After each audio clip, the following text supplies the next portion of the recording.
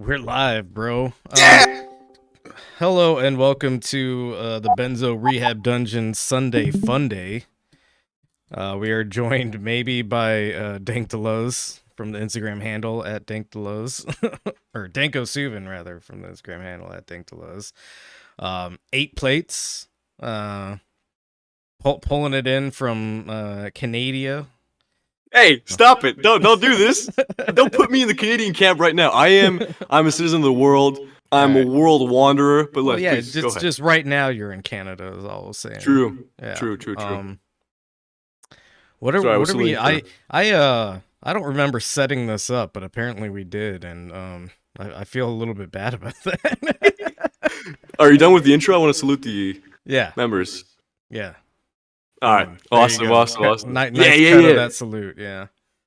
True. 07 Patriots.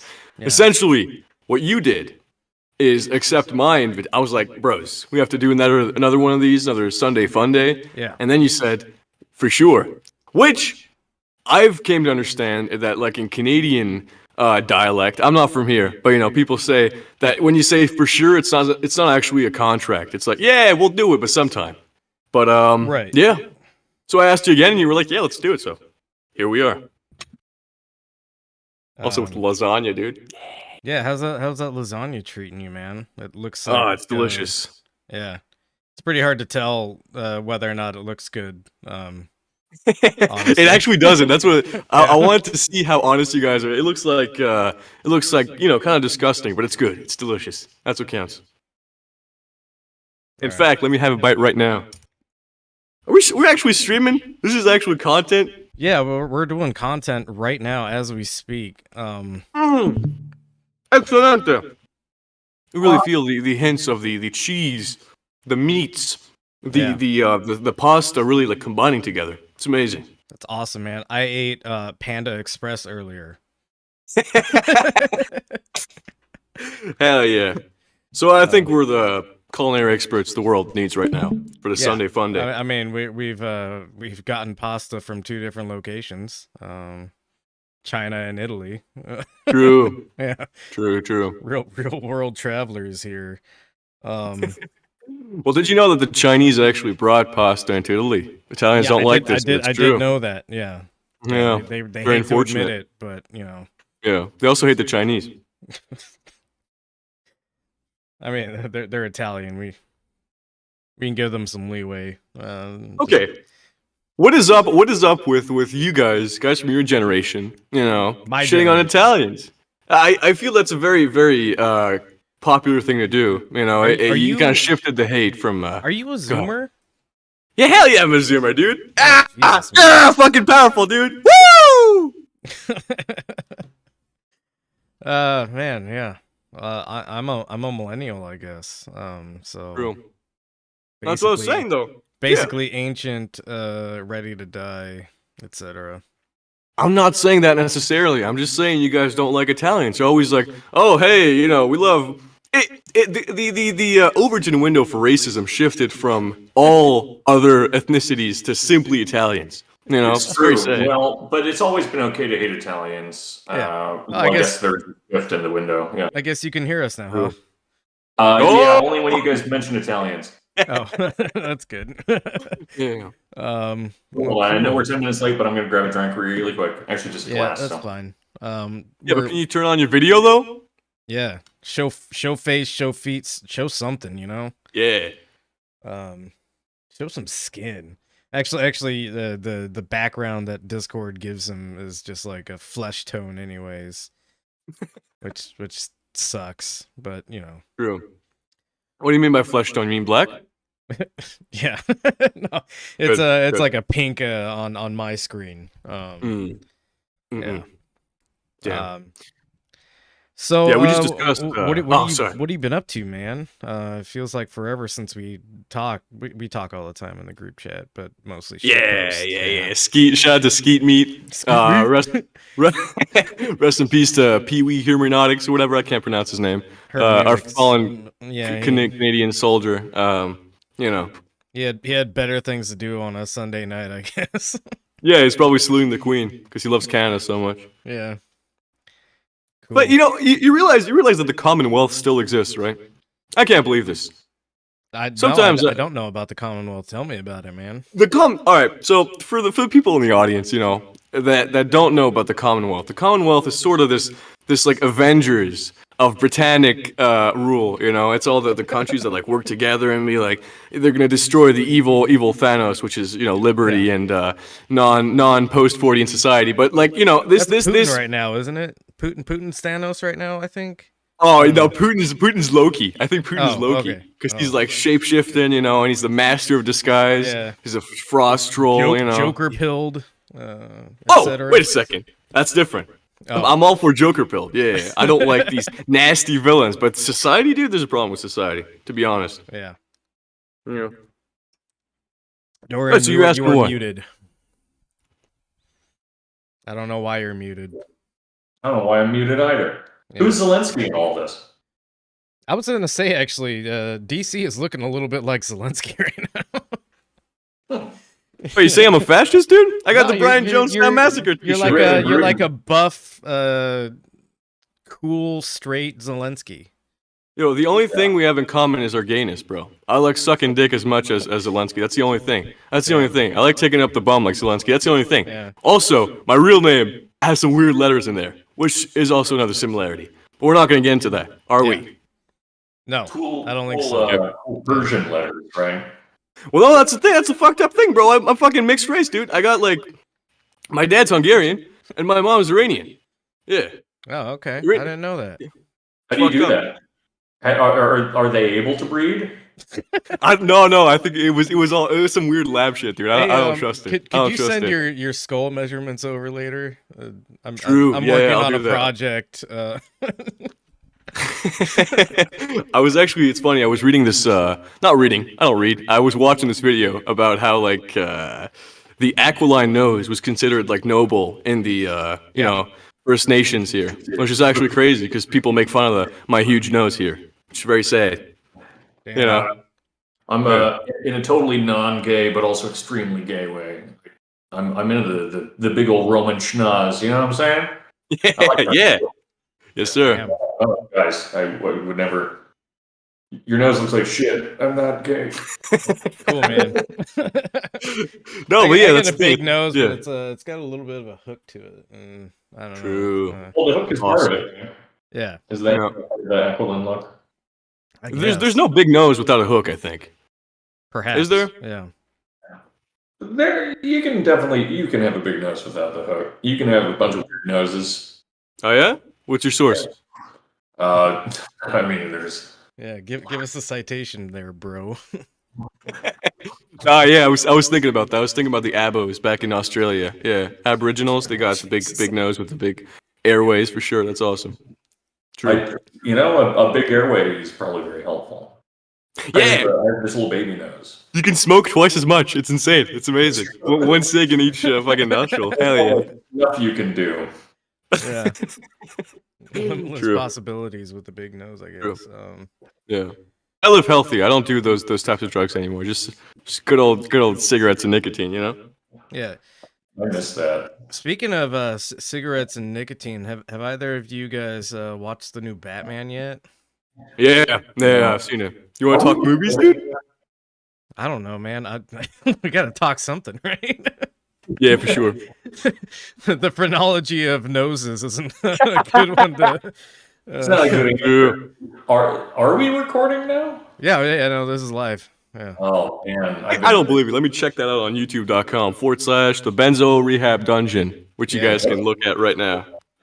And by the way, I'm so sorry. I have to say this. You guys, you have to fix your audio for the Spotify. I'm trying to listen to your podcast on Spotify, and there's always a little crackly thing. I'm not joking. What's going on? Really? You guys have to put some fucking EQ in there, guys, please. It's got to be something with my my audio recording only. Then I'll fix that. Thanks for letting me know, Chief.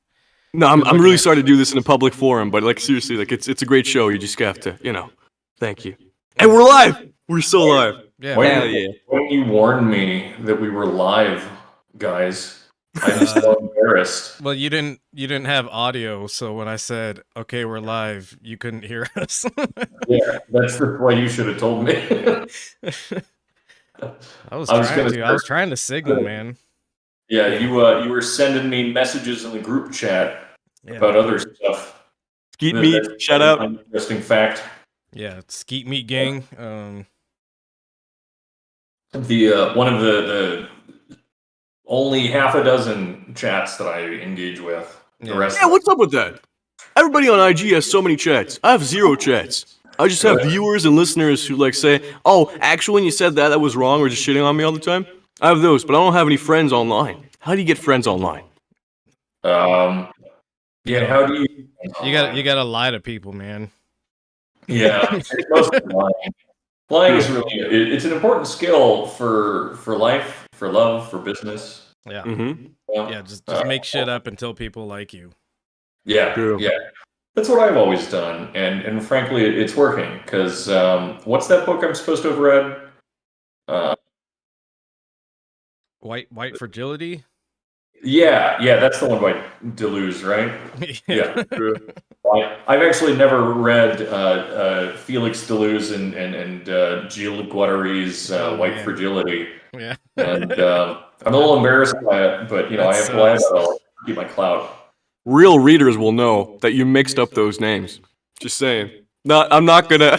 Damn, dude, you're giving away the joke, man. You can't do that. I'm not giving away. I'm the you saw the Batman. I'm the Riddler. I give you the little hints here and there. Like, yeah, you only watch memes on it. You only follow like that purple page memes of Saturn. You double tap that like you understand what he says. Nah. I'm here telling you that these are books. These are authors. These are real men with real lives and real sexual histories. To be out there mixed up by yeah. So I still haven't seen the new Batman, but the Riddler, as you just mentioned, True. When I first saw an image of him, I thought he was part of some like new industrial band I hadn't heard of. Yeah. I'm like, oh, that's cool. Industrial's back. Like we got a neo folk resurgence happening now that everyone edgily listens to Death in June.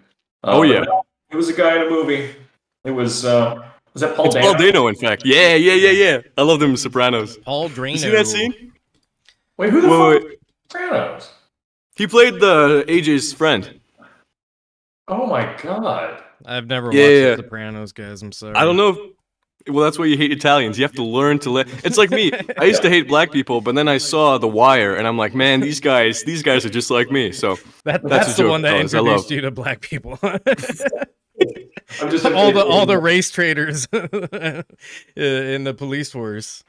I love the idea of DC like walking into like convenience stores with a lollipop in his mouth and threatening security guards. Yeah, that's beautiful to me. I love this idea. In fact, I'm certain that it happens. Oh yeah, definitely. Not this week, but yeah, I do that. I'm kind of like a mark. People associate themselves with Patrick Bateman, right? Yeah. I do that too. Ryan Gosling in all these movies. Right. I do that too. However, even more than that, I'm a little poot. I'm poot. I gotta be honest. I'm poot. Sometimes you feel like poot. You want to be Stringer Bell, but you're poot. Sorry about that. It's good to be honest about these things, True. In the end, like, I mean, Stringer Bell in the end isn't someone that you want to be anyway, right? Like things do not end well for him, and it happens very quickly. And like that's true. People also give him like, I think people misread his character to a certain degree because I think what a lot of people perceived him as being because he's going to like college to learn economics, right? Oh yeah. But he's going to a community college to learn macroeconomics to sell drugs. Yeah. Like, the dumbest shit you could do. True. Gotta know how this economy works. Literally, just sell drugs, bro. If people want it more, they'll pay more for it. I don't think that's true. Understand. So if we have less of it, drugs are notoriously hard to sell. Yeah. Very low demand, I hear. So difficult that it took like a whole CIA operation to get neighborhoods hooked on drugs. I mean, the real problem with selling drugs is there are very few return customers. Well, depends on what you're selling. Once someone gets started on it, they just never want to come back. Yeah. True. It's like Dave Mustaine said, peace sells, but who's buying, right? That's really. I feel like it's the same way with drugs. Now, who's buying drugs, really? Damn, the famous philosopher Dave Mustaine. Oh, he is so unbearable. Amazing. And Yeah, but he had cancer. Yeah, well, some of the. Sometimes you feel bad for the cancer. Oh, you feel bad for the cancer. That's one of the worst things I've ever said, I think. Okay. I thought you were being nicer, and then I was questioning whether it was worth it, and then I realized you were being cruel. Yeah. But as someone that really likes metal music, I just. Oh yeah, metalhead. I am a metalhead, and I fucking hate Dave Mustaine. Yeah. Like metal. Yeah, go ahead. No. Sorry. I mean, it's not. It's weird that you're acting like it because it's not exactly a brag. It's like me saying I have a small dick. No, it's not. Yeah. No, it's just. Isn't a Bro, cool your thing. ears can handle I know, metal. That's so fucking metal, dude. What are you, pansies, dude? Yeah. No, but it's funny because the types of guys who say that they're into like face melting shreds are actually the biggest pussies usually. One like in one of the greatest bands, Power Trip. For a second, they were like, "Yeah, guys, we're not really down with like Nazis and shit, dude. We're not like super fascist. So we're like, oh fuck this guy, it's fucking political and shit. Come on, dude, I just want heavy metal." It's like these guys are extremely. They're like glass. They act like they're tough, and yeah, glass has a very high like tensile strength. But however, they're brittle as shit, dude. You fucking throw a rock in there, and then metalhead's gone. Yeah. Damn. Damn, that was a good metaphor, dude. Thank you very much. I do this professionally. Gumroad.com/8plates. Well, it's the scariest mosh pit I was ever in until it became really not scary because you realize that people that are there I've seen like horrible things in these in like smaller venues, but I saw at this pretty large venue this exterior place. What the fuck is the band called? Black Label Society. Which Zach Wilde. Yeah, I thought you were gonna say Selena Gomez. Yeah, it was Selena Gomez with Black Label Society. She had Zach Wilde's guitar and was writing on it. But it was just a bunch of fucking like skinhead bikers like moshing with one another. And I was a kid, and so it was like terrifying. And then I realized that all these guys were like glass cannon type guys, where the only thing that they were there to do is like hit one another really hard. But as soon as something bad happened to them, they would puss out, and it was very funny just watching people who would like rush into the pit and like knock someone over and immediately leave, that kind of thing. It was very good. It's like prison. You rush in, you hit the biggest guy you can find, and then nobody ever fucks with you again. Yeah, but in a mosh pit, there's always, it's interesting because there's always one guy that confuses the rules where he rushes in the mosh pit, hits the first woman he sees, and then rushes out. There's always one. Like every show has one of those guys. Yeah. Oh shit! My fight or flight responses were triggered, and I decided to beat a woman. Stacy? Ah! It's actually amazing how frequently it happens. But I guess maybe that's not surprising because metalheads are either extraordinarily sweet people or they are fucking weirdos that want to get a girlfriend so they can keep her in a cage. And I want to do that too, but I want it to be a consensual cage. Right.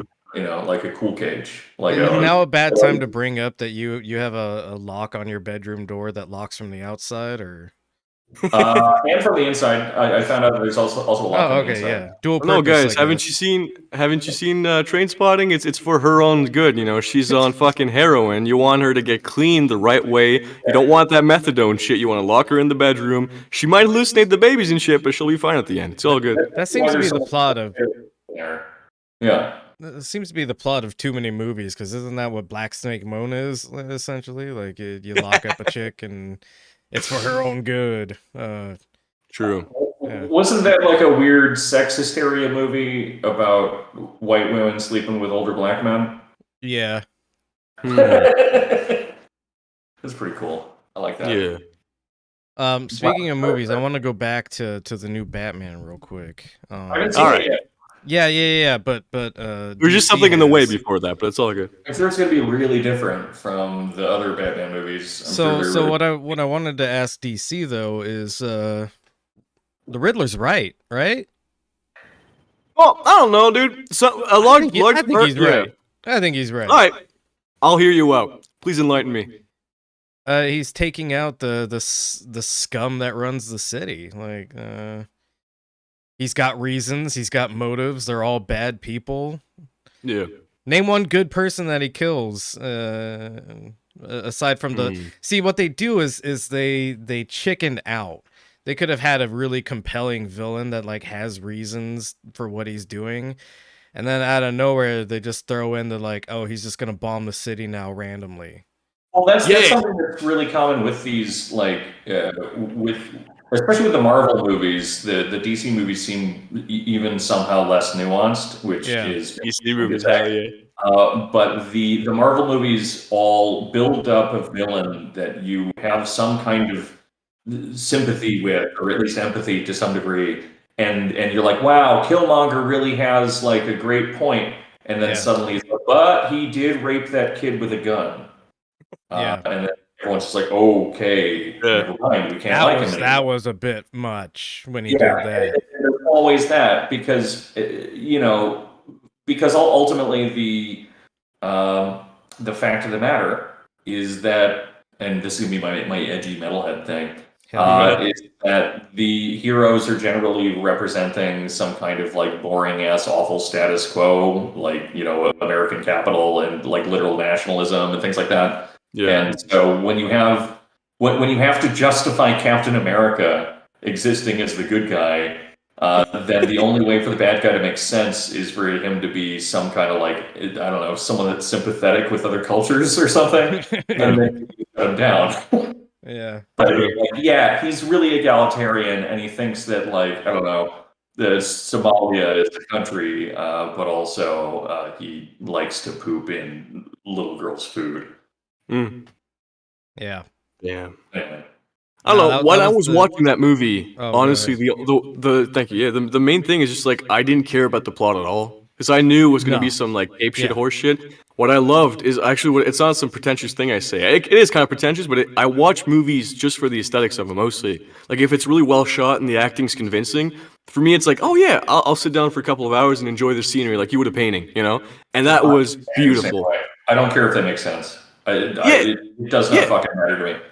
True. If it like evokes some sense of like something, some emotions from you, that's a good movie for me, honestly. And in that sense, the Batman was amazing. The set design was incredible. When they chose the locations like crazy. It was never over the top, Like even when it was like in Bruce Wayne's house, it kind of looks like a old church, like with the crazy wood. Even that, like even the Baroque elements of the Wayne Manor were very impressive, So I like that. The story was dog shit though, honestly. Like there's this guy who's like, oh, I'm a little crazy. Hello, I'm a Riddler, and he just killed a couple of guys, and he's just outside there, like fucking, and I don't know. And then it's like, at the end, it's like, oh, it's over. He's in prison, but no, there's bombs and everything's blowing up. It's like, I don't know. Yeah, I don't know. Really fell apart at the end there. Especially, sorry, go ahead. No, go ahead. Thank you. Essentially, the they did like Such the a Batman polite vs young Superman. man. Go ahead. Like I make up with good internet etiquette what I don't do on the outside. I don't hold doors for no women, especially Canada. Everybody I have to interact with is Canadian, dude. Imagine that. I'm sorry. Imagine being on the street and having like Canadian people ages like 6 to 69 out there. Shining your shoes as you walk and like. I mean, I know Excuse people. me, I was in New York.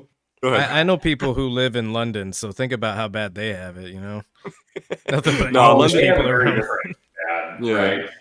Where like in Canada, I saw this beautiful video that I imagine is exactly what Canada is like, where this guy had fucking snow all over his rear view or his back window, and the person behind him drives up, gets out of his car, and like squeegees it. And I'm like, that's the most Canadian move in the world. Because, it's the responsible kind of thing to do, make sure this guy can see other drivers and things like that, but that, like, extremely condescending act of, like, kindness that's not kind, but is totally kind, because he wasn't going to do it, but also you're doing it. It's a whole fucking thing, and that's how I imagine everyone in Canada is.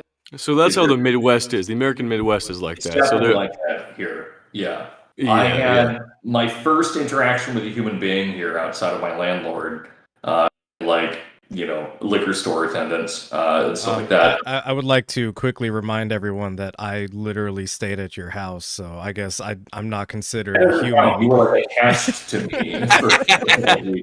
But my first interaction with a Midwesterner, outside of people selling me things, was my neighbor sent me a text saying, "Hey, I can't do the accents, but right, hey, try. Come on." He texted me in an accent too. No, but he ended up saying, "There's this huge package sitting in front of the garage door, and if you need Damn help right, there's a huge package. upstairs, I'm really happy to help you with anything that you might need." And I'm like, Damn. And it was just like, asking for some pussy. Yeah, I got some needs, baby. I got a package for you. Yeah. What really sucks is that this package was actually huge, and it did say it required 2 people to carry it, and all these things. But I'm so paranoid about everything. Both neighbors and like politeness weirds me out in a certain way.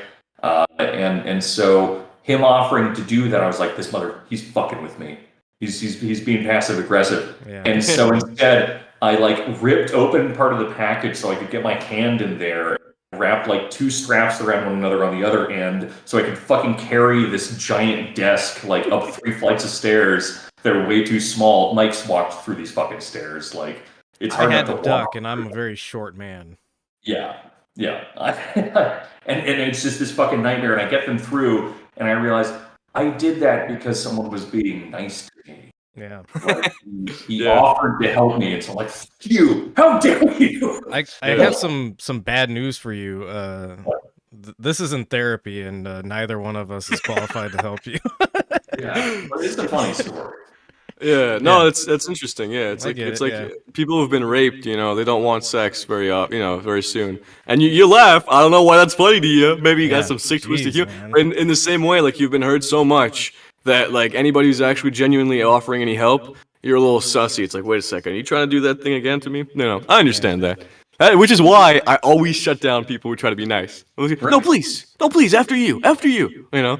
Yeah. This guy's gonna steal my desk. But the reason I was talking about all these different kinds of politeness is because you mentioned Londoners, and I think they have a totally different kind of politeness, right? Where they'll dress up in like a 6-piece suit. I don't even know what that is, a 6-piece suit, but it's absolutely something a Londoner would wear. And then they will walk up to you on the street and say, "Pardon me," in order to like get you to stop bleeding, because you've already been stabbed by some like street urchins. Is that really okay? Okay. Is that real though? Like fucking stabbings.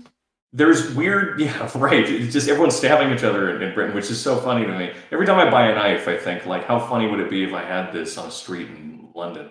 Just like doing people a little goof. But yeah, I mean, it seems like there's way more of like a kind of a hidden brutality in the politeness of Londoners and people in England, whereas in Canada it's just like a worse version of the Midwest. I mean, there's probably a lot of countries that can attest to the brutal politeness of Londoners. a country or 3 or 4 or like, I don't know, the entire Caribbean and parts of the. Wait, can you play clips on this show without getting copyright struck or no? Yeah, man, that's why I got my stream shared now. Play It's Shite Being Scottish from Trainspotting. It's my favorite movie right now. You have to play it, dude. It's literally what you're talking about. I'm not making this a clip show. I just have to take a bite. I can't make content all the time. It's a good speech. Okay, here we go.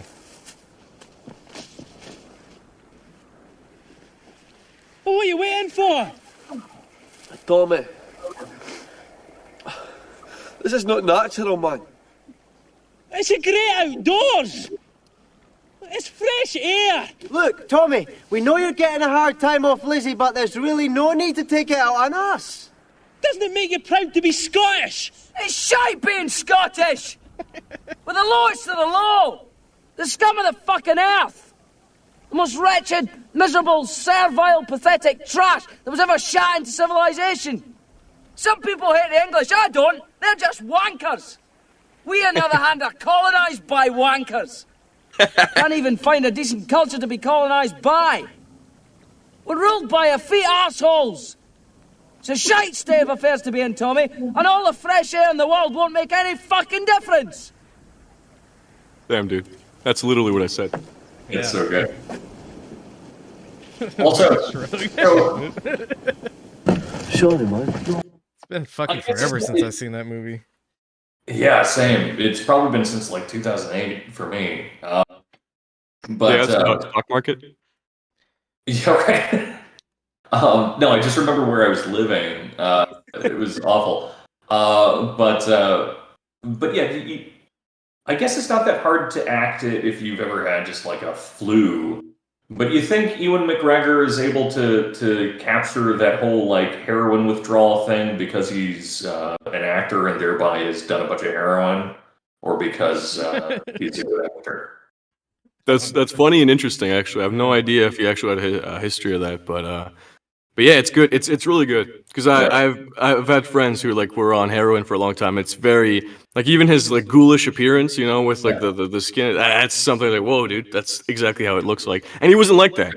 If you see set pictures, he doesn't actually look like he does in the movie. He was a normal guy, but for that, he's got the whole like demeanor of a smackhead. Right. Yeah. I mean, it's really the demeanor that's impressive because everything else you can kind of do with makeup and everything. Oh yeah, you can.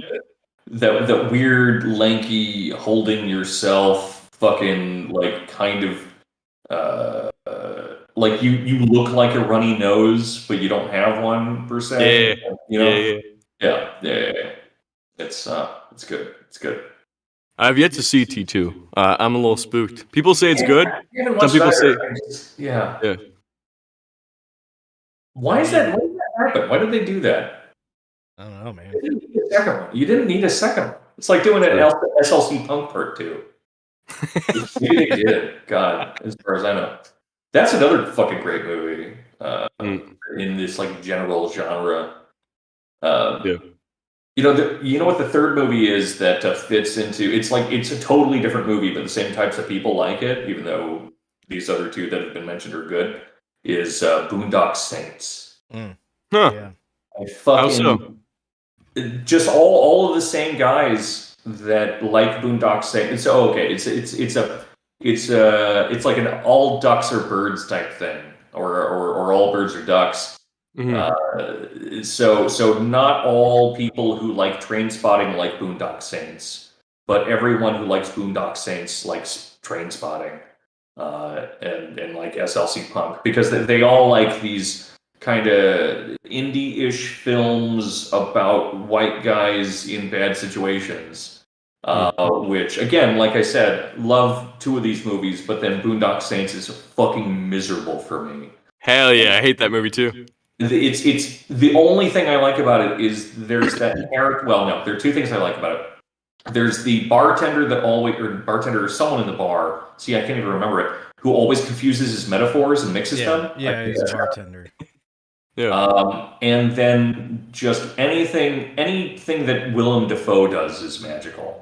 Of course. So I kind of let that slide as well. But everything else in that movie is a fucking nightmare. And the people that like it are even worse. It's just awful. It's interesting that So I just thought quickly, the one thing I disliked about it, I think it's the only Willem Dafoe performance I didn't like out of everything. He wasn't bad or anything. It's just like it's unsettling, but not in a smart way. It's No. I don't know. It's just I don't know. Not my favorite. And he played an Aquaman, which is it seems to be worse, but actually I hate Boondock Saints more than Aquaman. That's just me though. Deebs. He was an Aquaman? Yeah. Yeah, he was like the villain or something, right? I didn't see the movie, but I saw the screenshots. Yeah, I refuse to watch it. But I don't like Jason Momoa, dude. He bugs the shit out of me. Nah, What do you mean you don't like him, bro? He works out, he's got long hair. Yeah. We were actually, this is something that came up during the last episode, I think, but how much The Rock sucks, but Yeah, he how sucks. like Bautista is awesome. I fucking love that guy. Yeah. I think he rules. I think what's his fucking face from Peacemaker. I think he's pretty good. He's the John Cena. Yeah. John Cena I think does pretty well. I mean, It's he's just weird because like every he's scene, not a good actor, and he's not, but he does good at what he's supposed to do. that's the thing. Every time you see him in the credits, I don't actually see him in the movie. The entire way through, I just don't see. Stop, man. John Come Cena in the on. movie. Don't do that. Don't do that What? joke right now. But it's not a joke. It's just true. It's like starring John Cena. It's just the background, the backdrop without any actors on there. It's weird. Also, do you realize how the Peacemaker, like, cover, it's all like all the characters? There's like a big hole in the middle. So it's like a whole lineup, and then it's there's. crazy how that works. I don't get it. Jesus Christ. I'm just really impressed by how, like, back in the early days of WWE, how like all of those wrestlers were able to like spin themselves in the air like that. Jesus Like that was Christ. amazing. Just stop. This Yeah. is so obnoxious. What? Do you actually see him, Deebs? Yeah, Is that what you're I saying? can see him. Yeah. You can see John Cena? I got incredible night vision. I don't think so. You can't see him. His time is now. Yeah. It's a franchise now. I don't know. I'm not going to continue, but you know what I'm saying. It took me a long fucking time to figure out where that joke came from. I thought it was just because someone like ignored him at a weird moment. But Nah, you can't see this. yeah. Five knuckle shuffle. There you go. Yeah. I love. Yeah. But, so doesn't it also suck though that not the only, we're just never going to have another muscly bad actor guy who is able to fill the niche of someone like Schwarzenegger did, because he's not a good actor. No. In anyone's book, like even after years and years and years, he only becomes like passable if he doesn't speak. Yeah. Right. But he's been in amazing movies, some of my favorite movies, and he's like, one of the most incredible bodybuilders. Like Golden Age. All right. Golden Age. I also don't like a lot of the more contemporary bodybuilders who like just look like monsters. Okay. Like Kai Green kind of legs and shit like that. That's Dorian, DC is right here. He can hear you, man. Like, yeah. He has It's fine. striations. It's fine that you've been filtered by the modern bodybuilders due to your poor taste. That's not a problem. My problem being that you considered Arnold as one of the top bodybuilders. Arnold is nothing. Arnold bullied Lou Ferrigno not to get first place. He would have gotten destroyed by Lou Ferrigno. The internal politics of the IFBB association and the entirety of Joe Weider's organization is so busted and so disgusting that they propulsed this fucking idiot Nazi descendant asshole to the #1 spot when Mike Mentzer, who was a far superior bodybuilder, better technique, better logic and intensity than anybody else, he should have won the Olympia. But just because that Olympia was won by Arnold instead, he was the forever champion. They love this shit. They love it. Oh, 7-time Mr. Olympia. You have to win one, then you win all the other ones. Stupid. Right. Idiot. I don't necessarily disagree with any of that, but the fact of the matter is that there's like there are less than 10 people, right, on the planet that probably had the physique that he had. Right, he probably shouldn't have won, like especially in comparison. But Mike Mentzer, correct. Yeah. No, I mean Mike Mentzer looks amazing. But also looking at him, he's one of the only people that actually has pecs that would go ahead and like compete with someone like Arnold. Arnold's fucking arms look weird as shit, whereas Mentzer's just do not. So I mean, there's definitely points there. It certainly seems like he has like more balance to his body. So I mean, there's all. What are you, a reviewer now? You're What's doing you doing like a can review on the bodybuilders? What's up? all right, Yeah, hold up, guys. And I'm going to list out all the places where I'm going to come. I have an idea. All right. Mike Mentzer, Arnold Schwarzenegger, Lou Ferrigno, fuck, marry, kill, go. Damn. Oh man, that's crazy. I mean, if you marry Schwarzenegger, it's going to be an open relationship. So Yeah. Yeah, You know that's he true. fucks around. you're going to have definitely not married. Yeah. The kill choice is easy. Easy kill Arnold. Kill Arnold. Yo, if it was like fuck, marry, kill, I'd use both on Arnold. You know? Damn. I fucking hate Arnold. But You Mike hate Vince. Arnold that much. Like, it's not just a he shouldn't have won thing. Like, you actually hate Arnold. Oh, Arnold That's Schwarzenegger is a wild. piece of. Oh my goodness, yes. Every. Okay, again, I think we talked. Was it this? I've done so many fucking casts, bro. I can't. I'm starting to lose sight. That's But really cool. That's fucking yeah, awesome. I'm like a pro podcaster, dude. No, but seriously, like I've Awesome, talked man. about this. If Every you talk like that, you're going to look like us soon. every gut-wrenching, disgusting political take you can think of has been echoed and promoted by Arnold recently. He's the fake. You see, this is one of those guys. You know, trolls remorse. You heard of this shit? Trolls remorse. I can guess what it is, but go ahead. Yeah. Right, so it's like people on the internet, early days, who are on websites, you know, image boards, making fun of people, you know, no holds barred, you know, complete like racial, whatever, all the categories, just making fun of people, even causing suicide, perhaps, whatever, just being awful. And then later on, due to a girlfriend or to just a general epiphany about their disgusting ways, they regret their past actions, and thus they go full on the other direction, and they become this like arbiter of, oh, I'm a saint, I'm so good, I like to do charity work and everything. And you see that the same person who used these disgusting methods to rise to fame now suddenly becomes this like what, Mother Teresa? I mean, you know, give me a break. Buy your own fucking Thanksgiving turkey. So is that you talking about how Arnold used to be a giant prick and now he's like a center right lib con? Yeah. That's part of it. Yeah. Yeah. And I agree with that too. But I will forgive him for everything for being in 3 of the finest films ever made. Yes, I was going to ask you about that. Where are those films? It's got to be Running Man. No, I wasn't counting that one, but that one is up there. It's up there. It doesn't quite make the top of my list, though. Okay. I would say, I mean, 2 of them are really obvious, being Terminator 2. Yeah. I'm not necessarily counting Terminator 1, though also amazing, but Terminator 2, Predator, and Commando. Okay. That's fair. good, yeah. Yeah, those are fair. Yeah. Yeah. You can't. It's like H.P. Lovecraft. You know. What was this cat called? Damn, we're reaching now. Go on. where everything he touches, even if it's bad, love it. I'm down with it.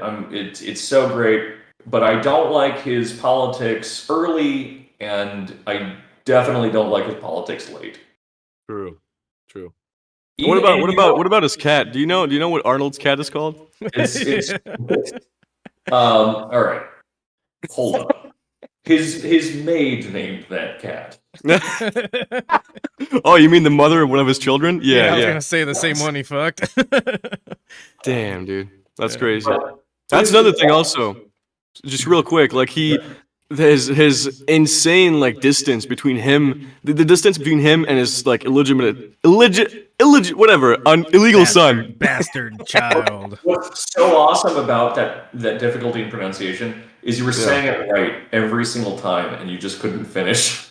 Yeah, illegitimate. Yeah, fuck it, damn. Anyways, yeah, so that thing of being, oh, of course not. I am Arnold Schwarzenegger. I'm the greatest friggin' social humanitarian of all time. Of course I don't have a son. This has gotta be one of the worst Arnold impressions I've ever heard. Nah, he sounds exactly like that. I'm the greatest philanthropist of all time.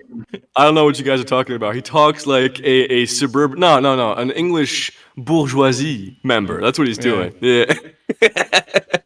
I believe the Commonwealth should be a one and one only. No distinctions between mass and gain and growth. That's what Arnold sounds like to me, at least. But then again, you can see John Cena, so who knows? Yeah, I guess I have specially tuned ears as well. Yeah. What's your take on Arnold, Mike? Pretty much completely. Also, nice name, by the way. My name, Mike. Yeah, Mike. You know. Yeah. Well, I didn't choose it. Neither was Mike Menser in the 1980 Olympia. Here's one thing. One negative thing I will say about Arnold, which I think I mentioned before. He has the weirdest, like peakiest biceps on any human being I've ever seen. Yeah. Like they look like pyramids. They look like cartoon biceps. They do. Like Yeah. they are Ren and Stimpy biceps, even. You know? There's I get they like point. It's really weird looking. Mike, please look this up. You're the producer All now. right. Well, I guess so. I never see John, by the way. What the hell is that? He's dead. But yeah, like look at Mike Menser flexing as he's typing this. And, you know, yeah, see? They're like, That's weird. they're weird. Well, it's funny, like, if you look up those videos where people deadlift and their bicep tears, that's what happens, because the bicep goes up to, like, the upper half. Right. You should definitely do that. For the women in the audience, check out deadlift bicep tears on YouTube. Oh god, they look so awful afterwards too. It's just like I'm always amazed by those muscle tears, like especially with the pec or the bicep, where the entirety of that area of your body just turns black. Oh yeah. Yeah. Amazing. It's all that blood in there. Yeah, yeah, it's like it's that subcutaneous bruising. But I'm always amazed because when people are talking about all the like exercises that Arnold did that people want to emulate, they're largely talking about things like the Arnold press because they want to get his arms and his shoulders. And his arms look so fucking bizarre. Yeah. Why is that something you want to copy per se? It looks I'd swap out my arms for Arnold's right now, but you know, And his shoulders aren't impressive when you compare him to all the other competitors. He doesn't have look at his traps. Arnold was mainly a like V-taper guy and a chest guy. That was what really made him. Well, yeah, well, Deebs. I'm sorry, this is a horrible picture. This is what like 20 years before he competed. He was like 16 at that time. I'm Look up. man. I'm sorry. Jeez. Click once and I get fucking shouted down, man. This is why John is dead. Yeah. I've walked through minefields that were safer than this. That's not true. I never walked through a minefield. Ronnie Coleman's another funny looking guy. Yeah, also a fake picture you're showing right now. Is that Nice a job. picture? Yeah, Ronnie Coleman and Arnold never competed. Well, I don't know the history, man. I'm being an asshole. Sorry about that. But yeah. All these more contemporary bodybuilders just look like they have extra muscles taped onto their body. Yeah. They're like they're weird. It's a taste thing on my part. Like it's not objective in any way, shape, or form. But they look more striated than a human being should look, and they look like a William Blake painting where you just have muscles like glued onto muscles. They're really strange. And of course, that's how all of these sports and art forms develop. Is that they just become more and more extreme. But you know, it's just Oh, that's a 3D rendering. What's Out of 3 pictures, none of them worthy. Look up Pumping Iron if you want. That's the 1975 Mr. Olympia. Yeah, we've all seen look Pumping up Iron. Arnold Schwarzenegger Stogie. Yeah. I know that one by heart actually. He's always coming. I know he's coming. That's also classic. Yeah. Listen, I'm not saying he's fully wrong. His tobacco love is one of the. Actually, the coolest thing he's done is introduce Carl Weathers to cigars. That's really a great move. Yeah. Yeah. But other than that, not much. How can you hate that guy? Look at him. Yeah. He's such a douche in a wonderful way. In a way that I love. Okay, Benzo Rehab Dungeon listeners, take that clip, which occurred on the video, I'm not sure exactly when, but about, kind of in there. Take the audio of Mr. Dank Deleuze, right, Dorian's video, and kind of expand that. Now, put a picture of, commonly known as Adolf Hitler on there, and just, compare the two, and make sure to post that and tag him in everything that comes out from that one. Looks like such a douche. I don't know, he's kind of an asshole, but, I love him. Yeah, do that. Madison, if you can do that, please do it. Stop DMing me. Do this edit. We know you're watching. She did put a message in the chat. Oh yeah. That's good. Keep it in the chat, not in my DMs. Thank you. Jesus Christ. Big nose game. Zelensky's bunker. Asking for what is Gene asking? Asking for a real life friend. Yeah, Gene needs a friend. We all need a friend right now, you know what I mean? Oh, asking for a real life friend, like they want a friend. Yeah. I thought they were saying they were asking something for a friend, like a question you ask about your herpes or something. Also, doesn't help that we're answering these like an hour late, but That's also true. And then, fuck you, Madison. It's like H.P. Lovecraft, Danko about anything ever. I have very nuanced thoughts about all sorts of things, and not everything applies to H.P. Lovecraft. Some things apply to August Derleth, or to... it's not Godwin's rule, it's HP's rule with Danko. No laughs. All right. I mean, I was drinking something. It was hard. Spit it out then. Yeah. Mighty chortle, sir. You guys remember those cookies? What's chortle? That? Chortle. Oh no, you never went to school. Wow. I'm still in school. That's a fucked up thing to say. you never even learned. It was a public school dessert, and they sucked. They were called chortles, and they were a little bag full of like crumbs of cookies. That sucks. Yeah. It's like fake cigars, you know how they like take the trimmings and just put them in some garbage. Oh yeah, man, it's cohiba, but no, it's not. It's fucking trash. Suck. Look at the kid in the helmet, in the autism helmet. And they look worse here too. Chortles look worse on the internet. He wears that helmet because the chortles make him mentally disabled. Nice. You see how I did that? I laughed at the funny joke. Yeah. Well, that's because I did a really good joke. I mean, okay. Yeah. Touche. Oh, they made a graham cracker? Is that right? That's what it kind of looks like, man. These are just horrible. They suck. Yeah.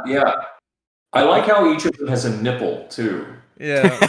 Well, I was gonna say, I grew up in a pretty wooded environment and grew up running around the woods a lot.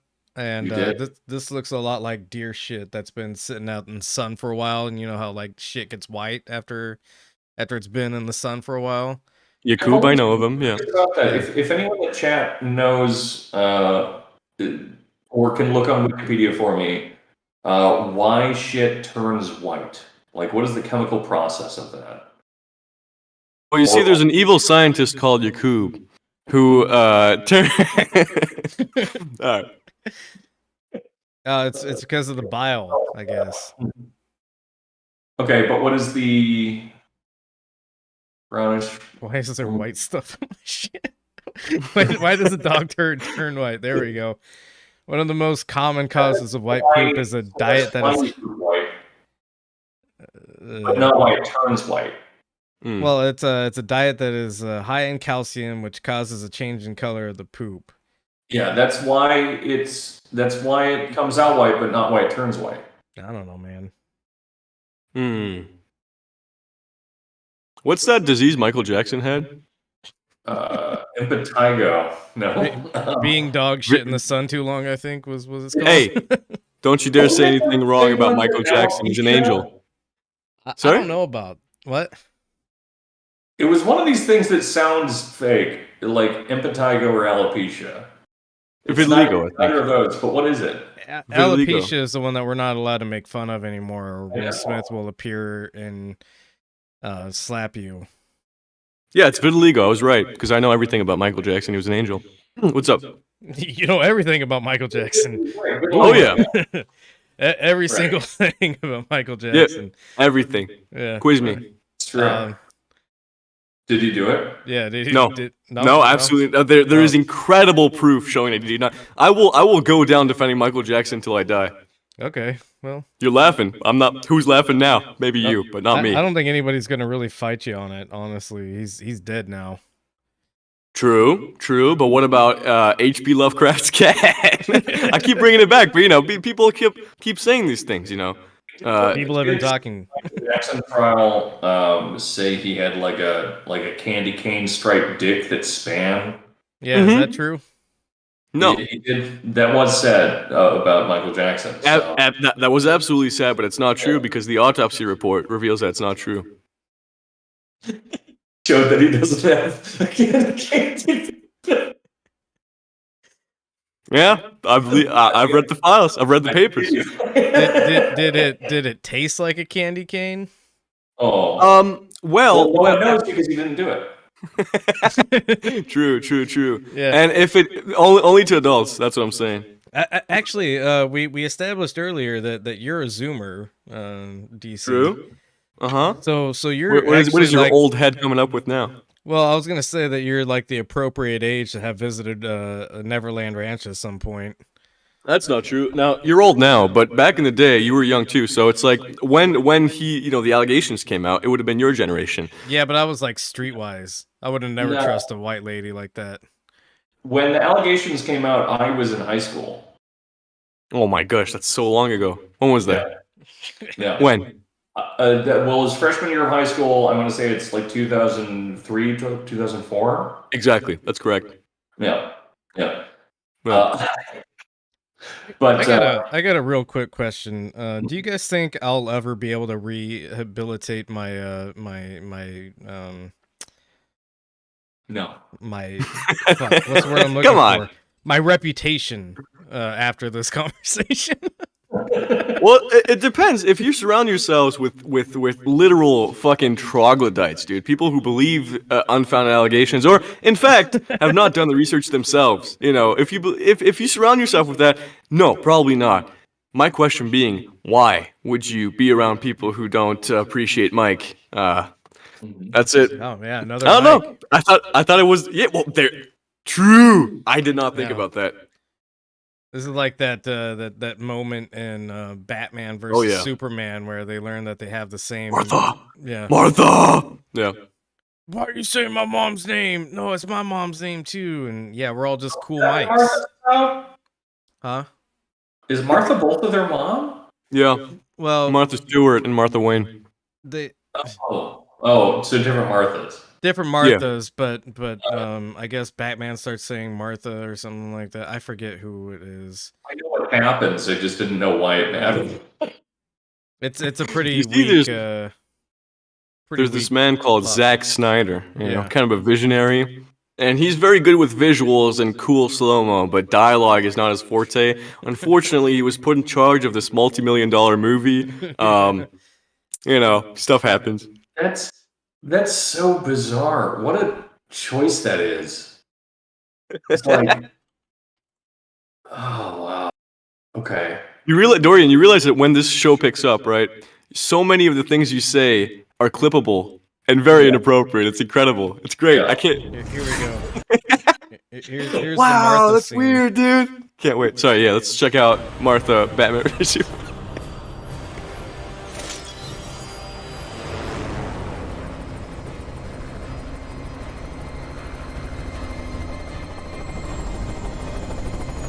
Incredible.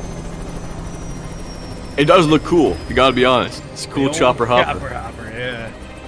Yeah. Is he the chopper? Have you guys seen Succession? Yeah. Good job. Helicopters. Yeah. No, just reminding me though. Old men having aneurysms in helicopters. Damn, that's not how you should talk. You're letting him kill Martha. What? I have no idea. He says they're gonna kill Martha for the audience. Oh. Why did you say that? Not for you guys, because you're supposed to listen. Find him. Is this the one where they removed his mustache? No, that's in Justice League. That's another one. Okay. It was like, it doesn't look like they removed it. Damn. Flashback. Wait, Martha's my mom's name. I wish I could have saved Martha. Oh, by the way, which rarest names known to man, especially for an older generation. Which generation of Batman stories do you guys agree with? Do you think it's the Joker that killed Martha, or just Joe Cool? I don't care. You don't care about comics, dude? I love comic books. Here's the thing. I actually like Batman quite a lot, which is it's surprising to me that I haven't seen any of this shit, and I haven't seen the new Batman. I think I just got exhausted after a while. Yeah. And mostly I like Batman because Batman's a prick, and it's the villains that are kind of neat. But yeah, I mean the whole point of a lot of the origins for Batman are that they are inconsistent, right? Especially with the Joker or with Batman himself. And so let it be inconsistent. I don't have a preference. I want it to change every time. Okay. Yeah. Sorry, yeah, I'm enraptured right now because this is awful. Two men have the same mother's name. True. And DC, you mentioned it looking good, but in that moment where he threw that fucking kryptonite staff, which is what I'm assuming that is. Yeah. That looked so fucking bad. Yeah, Is this that kind of look looks like like shit. Oh yeah. I was strictly speaking about the 5-second clip where the helicopter was landing. That was very cool looking. Also, 300 is pretty epic. I haven't seen it in a long time, but as a kid, I loved that movie. It was cool. Projectionist when that movie came out, and on a big screen, it doesn't really get old. But then as soon as you see it on a smaller screen, it gets pretty bad. Oh, David Lynch is seething right now. What do you mean smaller screen? You're watching movies on iPhone, dude? Come on. Well, I mean a smaller screen like on a home TV. Okay. Like anything smaller than like a giant cinema screen, and it's just now I see. You don't understand. You have to watch the movie as I wanted it. I hate that. By the way, I don't mind David Lynch, but that's so stupid, dude. If a movie's good, I can watch it on my fucking flip phone, dude. It's all good. I mean, I literally so much of what I watch, I don't even watch. I essentially listen to it. Yeah. And so, I had food poisoning in Vienna. So I had a really small. Food poisoning in Vienna. Yeah, wow. Nice, humble brag about being in Vienna there. Why does it? This one time I was shitting and farting in Vienna. Actually, it was right after doing your mum. I was in Vienna. I was in Vienna. Anyways, regardless of the location, I was in this like super tiny Airbnb, €7 per night. By the way, that was an epic deal. But the bed was about like 30 to 45 centimeters from the ceiling. So I couldn't stand up. You had to like roll into the bed or out of it, and it was like a bunk bed. Yeah. So I had food poisoning, as you know, in Vienna, and shitting and farting in Vienna. Yeah, and by the way, there was no other space to lie down. So every time I wanted to go to the bathroom, I had to roll out and fall down. But anyways, I couldn't watch a movie with my phone because there wasn't enough space for these humongous pythons. So I had to put down my phone and I listened to American Psycho, and I realized, to my absolute horror and shock, that I knew every line by heart. Damn. Yeah. Well, when you live it, you know. But it's actually scary, though. It means I've seen this movie so many times that I've internalized the pacing and the dialogue. It's not cool. It's not good. It's very scary. Yeah. When DC dies in his coffin bed apartment from food poisoning in Vienna, of course. Yeah. The last words are going to be, "I need to return some video." Nice. Yeah. Oh man. Put that on your tombstone. It is a good movie. Oh, it's a great movie. Even better book though. I hate to be that guy, but yeah. Dude, the length. I forget how many pages it is. It's an extraordinary amount of time that he ends up spending on his skincare routine. Oh yeah. And that's one of the funniest bits fucking ever. Is just page after page after page after page after page of explaining how someone puts on moisturizer. That fucking rules. It's so good.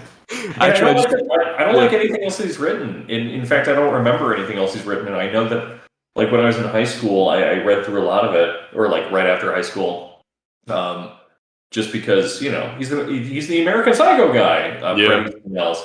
And I don't remember fucking anything else he wrote. Well, it's funny. His first book, which he wrote when he was young, is actually Train Spotting. He didn't actually write Train Spotting, but it's like the same thing. It's Train Spotting, but in like California. It's about like partying and like gay sex and everything. It's actually interesting. I haven't read it in a long time, but I remember I liked it kind of. It was interesting. It's good, yeah. Because of the gay sex part, right? Claiming that Bret Easton Ellis and Irvin Welsh is that the Train Spotting guy? Yeah. You know it. You know damn well who it is. Was it Gustave Morneau?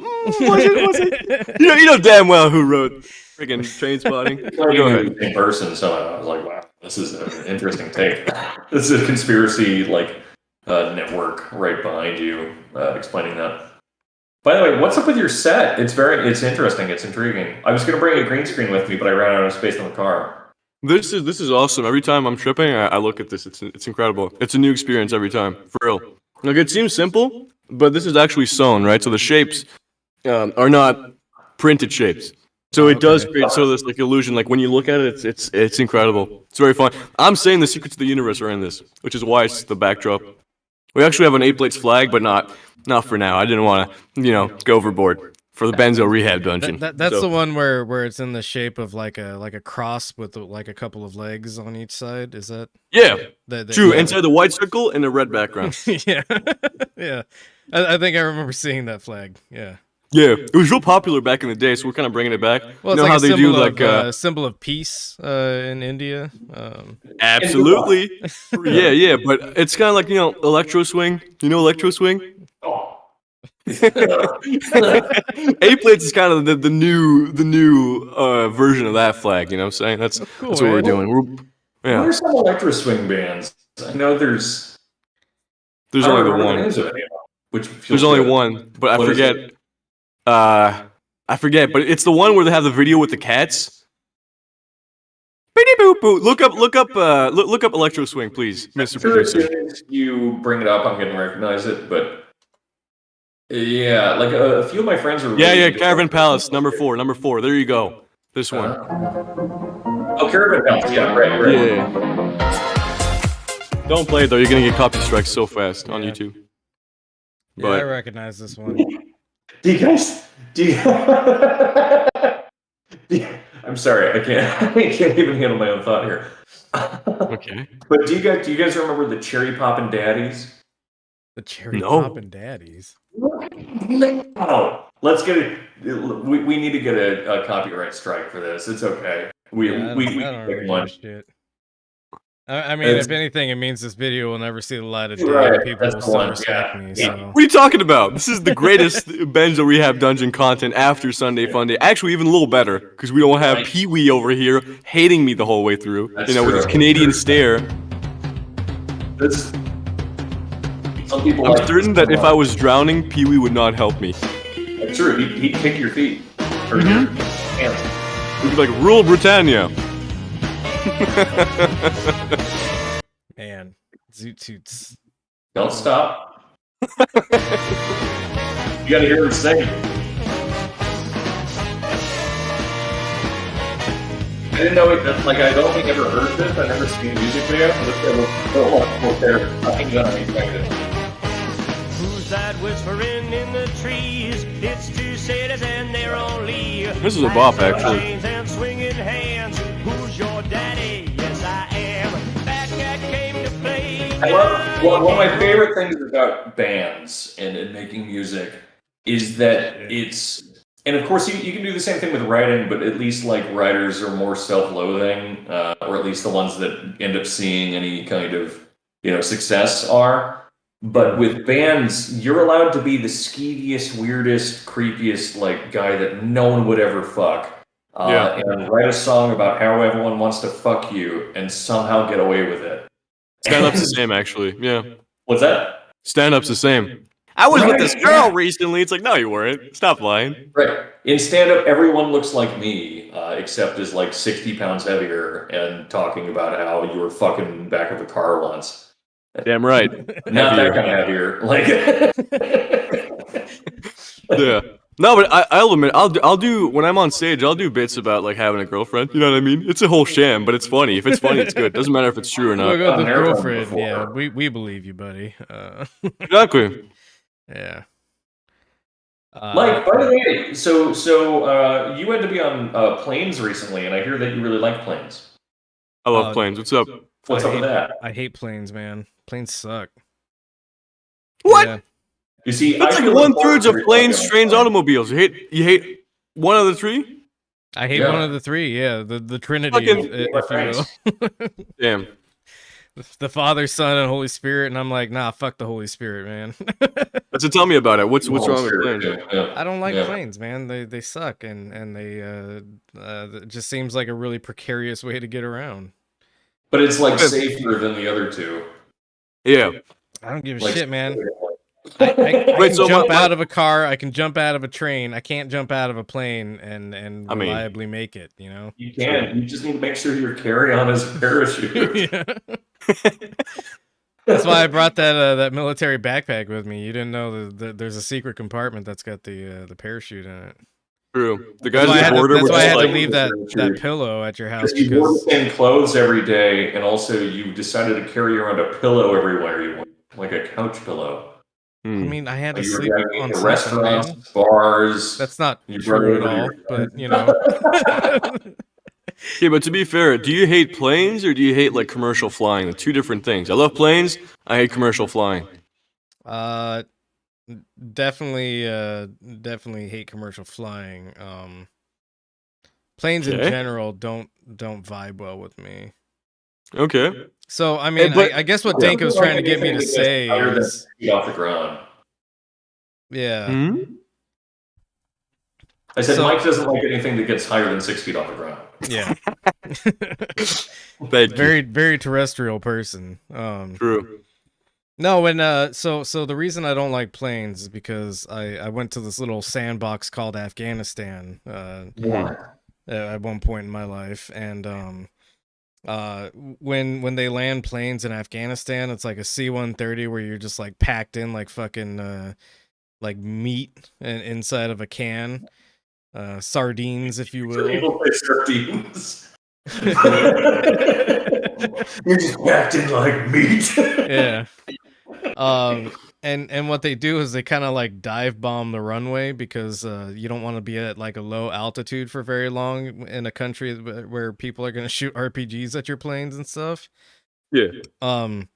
So yeah, you kind of just like enter almost like a free fall for like the like final stage of the journey, and it fucking scared the shit out of me. I thought we were just gonna die. So Mike, what you're saying is that the reason you don't like planes is the same type of experience that that Jeff Bezos paid $3,000 billion to experience recently. I guess so, yeah. Over and over again. I was gonna say Six Flags, but all right, good point. Jeff Bezos could have just joined the military and gone to war, and maybe hopefully gotten shot to death. Why doesn't Bezos have PTSD from that? Why do you? Guess I'm just a cuck, man. All I can think of when I see Jeff Bezos is first off his huge pythons. Yeah. Really? They're not big in a sweater vest. They have. What I like is how he like really tries to artificially deepen his voice now. And he's like, yeah, Jeff Bezos. But he's always kind of done that. Like he's always done the Theranos. Yeah, but now it's like even worse. Yeah. Well, I think that's something that's notable about almost all of these Indians, because I think Zuckerberg does it too. Is they all do an artificial deepening with their voices, right? Please, Mr. Producer, pull up Sweet Baby Ray's. Like the sauce? No, it's Mark Zuckerberg. Yeah, second. I know this one. I know this one. What are you guys making for dinner? Sweet Baby Ray's barbecue sauce. I hope delicious. But hopefully for Canadian Thanksgiving, you get to eat a lot of Sweet Baby Ray's barbecue sauce. Oh, this is like a cut-up version. Hold on, let's get the real one. Hey everyone, we are live from my backyard where I am smoking a brisket and some ribs. I'm making meats now, smoking these meats here. our little meat smoking. It's smoking, so I'm the meat chef. It's very low. Sorry, just for the audio. Yeah, someone asked me, do I smoke meat? You might need to Smoking turn it meat. up Smoking these on the meats. stream. Smoking meats earlier in the day. Smoking these meats. Really? That's your audio set the engineering? charcoal Come up on. When you set the wood It's on chips your up, end, and then man. Smoking meats, grilling I meats. can't engineer your flavor. fucking headphones Smoke for a you. brisket for like 12 hours. Yeah, that's a shame. Smoke lemon chicken. Smoke salmon. You'll love it. Bison sirloin. Ribs and sausage. So I'm looking forward to that. So Actually, I can't. let's We play got him the brisket, speaking of the big guy, and so Congress after this. What's Because I that? swear to God, like he's not really doing the voice thing here per se, though it is Yeah. like extremely funny and weird. Sweet Baby Ray's. Are you guys compelled to buy some Sweet Baby Ray's after seeing that? Sweet baby Ray. Well, how do you sustain a business model in which users don't pay for your service? There's an echo. Senator, we run ads. And maybe I'm making that up in my head. If I'm emailing, Yeah. The content of messages being transferred over WhatsApp. yeah, I know, but that's not what I'm asking. I'm asking about whether these systems. Then it's just the Theranos girl and Bezos, which is enough. That's a pattern for me. Theranos girl, I think you mean Who cares? Elizabeth Holmes. Oh. I forgot her name too, don't worry. $1 billion in its most recent round of fundraising. But Theranos also... When we had sent them over 1,000 pages Yeah, that's of definitely a fake documentation voice. demonstrating that the She statements has a deeper voice their than piece were any false, Frenchie expert. but we're doing things differently, and we're working to make a difference, and that means people raise questions, and that's okay. But in this... Yeah, that voice sucks. Yeah, it's like it's a little bit more than the standard millennial woman vocal fry. It's Like just, you don't have some vocal fry yourself. Come on, guys. only women have vocal fry. That's so false. No, that's what vocal fry is. Okay, you're kidding me right here. No. I'm listening. I'll listen to your weird explanation, but guys definitely have vocal fry. Oh yeah, look at him googling, tapping away at the Bing over here. Vocal fry, really quick. Yeah. Yeah. Yeah, bro, that's literally lots of males. I mean, You give me dead air, bro? You have to. Damn. Vocal fry is the lowest registered tone of your voice, characterized by its deep, creaky, breathy sound when you speak. Okay. I mean, then I have plenty of vocal fry, but it's not a thing that it's only referred to as vocal fry in the sense of women, but maybe there are some shrill men. Well, Damn. testosterone levels have been dropping steadily across decades. How much soy you been eating, you know? Interesting. Maybe that Beyond Meat burger wasn't the best. I've been eating so much soy, I got like fucking A cups now, man. No, I'm just kidding. I'm just fat. All right, I admit it. I was wrong. Oh, that's a good shirt, man. Where'd you get that? The serial killer Jonestown Massacre. Yeah. But you know, vocal fry in someone that's supposed to have a deep voice or naturally has a deep voice is not a weird thing, right? Vocal fry in someone that has a higher register voice is a weird performative thing, generally speaking. I was actually surprised by your, like the definition, because for me, vocal fry was like, like as you said, it's like this little weird thing where you elongate the last syllable and kind of like draw it out, and it sounds kind of gravelly. That's what I thought it was. Interesting.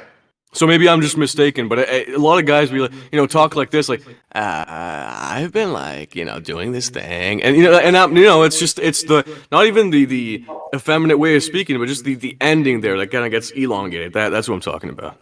I don't think you're entirely wrong with that definition either. I mean, it's the wrong definition, but it's not. The application is still there in the sense that I think what you're saying is because it is that lower kind of airy, gravelly kind of tone, that is still the tone that they elongate. So they elongate the vocal fry, but that's not necessarily what vocal fry is, that elongation. Right. Dope. Anyway. What about Futurama? What's up? What about Futurama? You love Fry so much. Damn. That was. All right. Thank you. You put the bar on the floor and we all tripped over or it, a man. duck fat fry, man? Ooh. Sorry, I didn't hear that. You more of a truffle fry or a duck fat fry, man? What am I, rich? Peanut oil. Yeah, but you've been to a gastropub. I worked there, actually. Yeah. Wow. You asking me for real? What's it like being a cool dude? No. I hate seed oils. That's the first thing. Yeah. Second of all, if I can find duck fat, I'll use it. Yeah. So you ask me vegetable oil or like animal oil? Come on. I'm Mr. Raw Liver over here. Haven't you seen all the posts I've been sending? Liver King is my dad. Also, maybe a good reminder to everyone, which is that truffle oil is not made of truffles. It's not. It's another vegetable or olive oil that they put chemicals in. They put chemicals in it to turn your fries gay. Good. It's a good one. So duck fat is in fact correct. It's time for Saturday dinner. Also, like the price usually tells you. Grams of a protein shake. Like truffles are so rare to get and so hard to get. If you can get like a huge gallon of truffle oil for like a couple of bucks, you can tell it's not the real deal. Pretty fucking obvious. Yeah. I was actually I was at dinner with Mike. We went to a fancy restaurant. We did. And one of the dishes had like fucking. It had truffle in it, and I expected like, it's gonna be a couple slices of truffle sitting on top. And it was like someone took a cheese grater and gave you an embarrassing amount of Parmesan, like the amount that you actually want. Yeah. But it was all black, and it was like you just gave us a pile of shaved truffles, and it was to the point that it was actually more truffle than was pleasant. It's a cope for sure. Yeah. But it was like, why did you do that much? I get it that it's flexing, that this whole thing is flexing. Yeah. Yeah.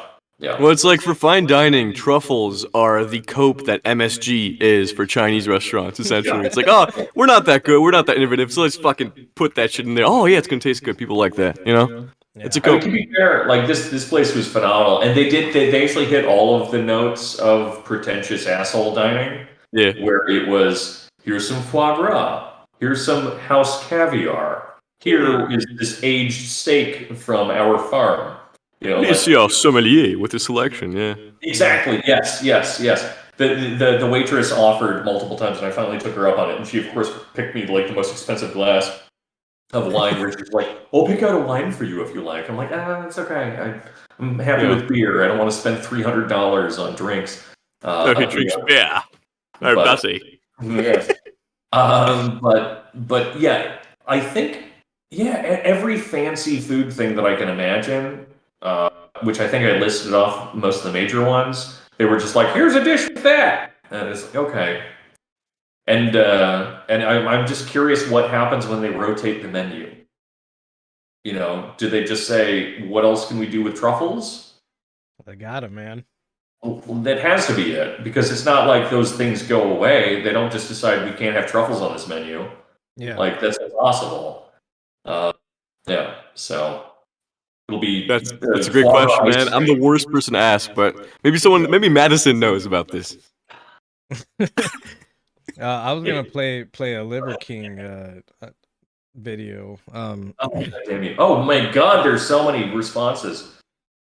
Yeah, no. Some people said they like planes. Some people said they like watching movies on planes. Planes rule. Gabriel Vidal said Snakes on a Plane, great movie. You know, Madison says, "Hell yeah, I love this red guy." Yeah. Like he's the devil from Powerpuff Girls. Concoction some maple syrup. We got a couple pieces of femur bone. We're gonna scoop the bone marrow right out of the center. We got some farm fresh fermented pickles. We got some liver, as always, with some maple syrup, some salt. We got 5 beautiful cheeseburgers, and then we also have some fermented ketchup that we're gonna slather on some of this stuff. That's what Liver King's having for dinner. It's time to go eat. Liver King out. Hey, DC, why is your dad so much more ripped than you? Well, because that's actually my choice. I used to be a lot more ripped than him. However, The sad thing is, for a man to embarrass his elderly father, is truly against what is taught in the Bible. So I had to stop. I had to physically degain myself so that I could be inferior to this man I call my father. Well, you When you probably also. gain, do you find yourself with like wings like a fat guy gets after he loses a lot of weight? That's crazy, dude. Oh man, that's insane. Actually, I was really wondering about this because Dorian Yates, another guy with. It's crazy. You guys have bodybuilder names, Truly, Mike and anyways.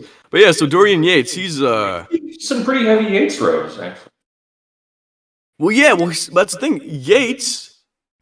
Little, maybe you don't know this, but Yates now is kind of small. He used to be huge and massive, And I was wondering the same thing. Is there like loose skin, like those obese people have after losing this? I don't know. It's good for me. No, because having lost the weight, I'm still fucking massive. I didn't lose enough.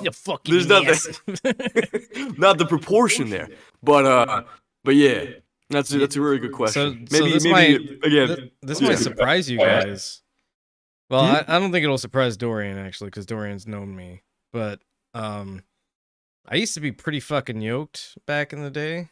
You still have guns. I still got guns, but what I was gonna say, like, I used to have like 20-inch arms. I was fucking beast mode, man. But I'll just go ahead and show you guys. I actually have like stretch marks on my arms. It's kind of hard to see probably through the camera, but I have like little stretch marks on the inside of my arms from when I used to have much bigger guns. Yeah. Well, the baby ruins it for sure. After birth, it's difficult. So. I only have stretch marks in two places. I have them on my sides because I used to be fat, and then I have them on my dick from every time I see your mom. Wow, nice. I got him. Inevitably, I'm assuming this was aimed at Deebs, so I'm completely unoffended. I'm fine. Well, yeah, I mean, we would never talk about your mom because Liver King would kill us. Your dad, True. That's so true. Especially my little brothers, dude. Honestly, I would be terrified to send my kid to school with one of those. First of all, I know they're homeschooled and whatever, blah blah blah. But like, let's say a theoretical sense, if they were sent to school, imagine having your kid with one of these primal beasts, in class. Dude, imagine how fucking hard Liver King's job actually is, though, because he has to pull out those same like beef bones every day and defrost them in order to take these videos. That must take forever. Well, no, dude, he hunts. You know that? He hunts all of his meat. He's got elks and Australian fucking deers. I'm almost willing to believe that a lot of this stuff is made by him, just because he amplifies what it is so much. Where it's like, we have some fermented pickles. It's like, oh, okay, that's very cool. Wow, went man, to Kroger's you like 3 months ago. Yeah, you gotta be the first guy to ever ferment pickles like that, bro.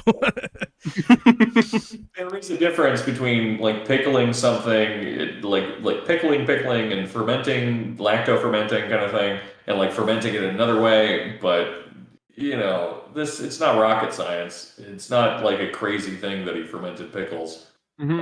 But I guess that's also the point, is that everything is fermented. That's pretty cool. Yeah. True. Fermented ketchup. But also, my message to Liver King is who cares plus ratio plus Pickle Rick. So I don't really, I don't have time to waste with these influencers online. Oh, I did this and this. He's a guy trying to make a buck.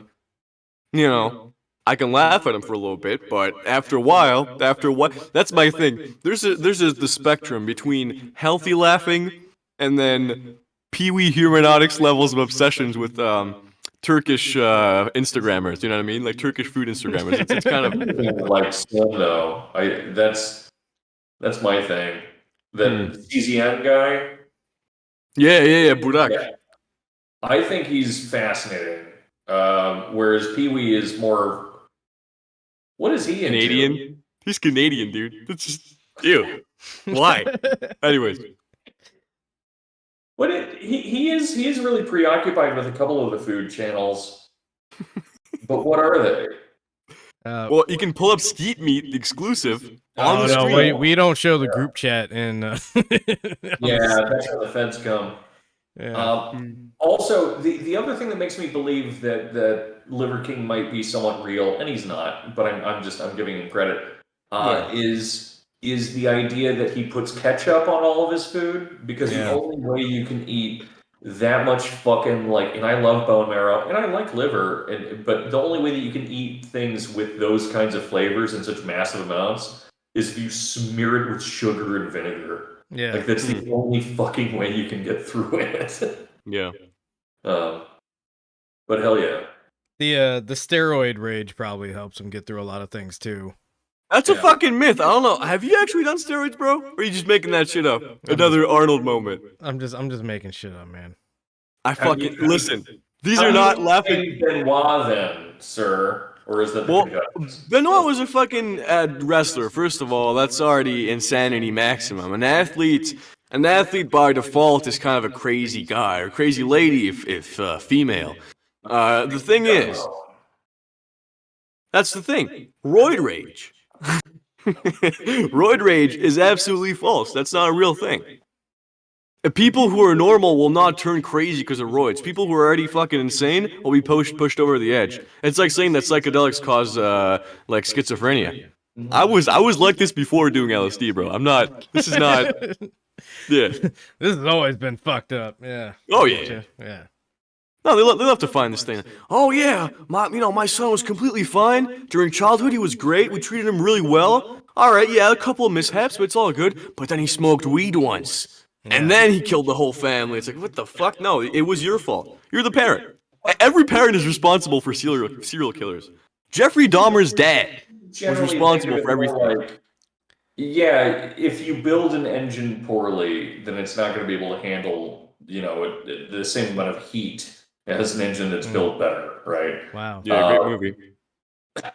Heat is a great movie. But you still don't want to give it literally infinite heat, right? Like, yeah, this engine was predisposed to exploding, but no engine's going to survive 5,000 degrees Celsius of heat. Right. But also, you have to be ready to walk out of anything within 20 seconds if you feel the heat around the corner. Yeah.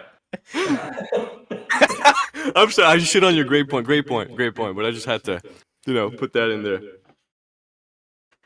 Yeah, whenever I'm doing something like, I'm going to take some LSD right now, I think, yeah, but I'm ready to walk out of it anytime I want.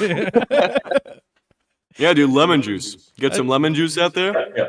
I simply choose to not be high right now, That was actually, I took mushrooms once, and it turned into a bad trip because one of the guys I took mushrooms with was having a really bad trip and had stripped naked. It was in the hallway of my apartment, spreading his ass cheeks wide open, asking if he shit himself. And so yeah, that's what I'm saying. I'm a psychonaut, but that never happened to me. You know what yeah, I mean? no, yeah. There's got to be something in you to. Yeah, and the only reason I was having a bad trip was because I had to look at another man's asshole while I was on shrooms. Right. But after that moment, I was like, man, I would really like to not be high right now, and that's like one of the worst thoughts you can have when you're in the middle of peaking on shrooms, because it feels like fucking forever. And my friend, like, we had one guy that was like sober and like kind of making sure everybody like didn't fucking. Your shaman. Yeah, well, I wouldn't call him that. he was too afraid to take the shrooms is really what it was. You pussy. All right, gotcha. Yeah, but I remember asking him over and over again, and he told me about this afterwards. Like, he was like, "Yeah, dude, you kept on asking like, how long has it been? When will this end?" Yeah. That's fucked up too, because time, for you dilates, goes by very, very weirdly. Like, and also you'll forget that you did something. Yeah. Like, you'll check your phone 17 times in the same minute, and you're not a suburbanite who does that naturally. You will do that because of the shrooms. Like, sometimes, and then you'll ask the same question, you'll ask the same thing over and over, and for someone outside who doesn't, like, know what's going on, that's terrifying. Imagine having someone asking you the same thing a ton of times just in a short amount of time. Yeah, but you say that it's actually long though. Like, even if you're sober, 6 hours of anything is long. Oh, That's yeah, a long time. for sure. Yeah. So you just really feel it when you're on shrooms. True. It's funny. I've only out of mushrooms or acid, I've only ever had one negative experience on it, and I've done a lot of both. But the one negative acid experience that I had, even though it's my preference, was after a full day of wonderful trip. It was just great, and I sober up a little bit, and I wander into my roommate's room. And she's like, "Do you want to smoke some weed to come down?" Which is not how that works. And so I smoke with her, very much aware of what this might do, because one of my favorite things in the world, even though I don't like weed very much, is mixing weed with acid, because they just potentiate one another so much in such an interesting way. And so I'm smoking with her, and right then my girlfriend comes home, and she's really mad at me because I'm still high. And I do this every weekend. And so I'm like, oh shit, my girlfriend's mad at me. And then the whole high comes back to me like a fucking freight train. And I'm just like, oh shit, I'm really high. And I'm like, I'm smart about this. Again, I do this every weekend. And so I'm just like, okay, I'm gonna rush into the other room, and I'm gonna lay down, I'm gonna listen to some music, and everything's gonna be fine. It's gonna be awesome. I'm gonna have a high. And so I lay down, and before I can even get my headphones on, I'm just like in ego loss. Like it's so fucking hard. It's so fucking hard. You know what I mean? And I come out of it thinking that like I don't know where I am, and like I don't know what has just happened, and I'm like, oh fuck, what's going on here? I thought I was sober, and now I'm time traveling, and I don't know where I am or anything like this. And I go to her, and I'm just like, hey, I assume you're mad at me, but also I think I've gone insane. Power move, man. Just, yeah. And she's just like comforting me, kind of, in this. Mike knows my ex that this happened with, and so like a sweet and wonderful person, but like not someone who can like comfort you. Really, it was very me. much like I'm the ex. What's that? I said it was me. I'm the ex. Yeah, just like the stereotype of a STEM person, like very much just like logic, like why are you so upset? Everything is fine, kind of person. Was she a doctor? So, what's that? Was she a doctor? She moved on to be one. Yeah. Ah, no way! Yeah. Damn, that was a Ben Shapiro joke. That's crazy that she's actually. But then all of this shit happens, and it feels like eternity, and I'm doing the time traveling thing, and like the void keeps opening up and swallowing me, and it goes on forever, and I'm just like, oh my god, how long have I been high? And I figured it out afterwards, that after just this wonderful day where I couldn't possibly be high enough, and I'm just like, oh, 12 hours have passed, and I'm finally sober, and this sucks, and I wish I was back there. There was like 20 to 30 minutes of me being insane, and it was just an infinite period of time that I couldn't get. Damn. No, it was good. It was good. Yeah, it's insane. Yeah. Which is funny, because usually, well, except for the weed, yeah, it's the most, for me, the best part of a trip is not the peaking, but after. Because you're kind of back to reality, but also like you're sensitive a little enhanced. I like that a lot. I don't know if you tried that, but going to the gym on shrooms? Woo, buddy. I've done hikes. I've never gone to the gym. I used to go to the gym drunk all the time, and people Damn. Because it is. But it ruled also.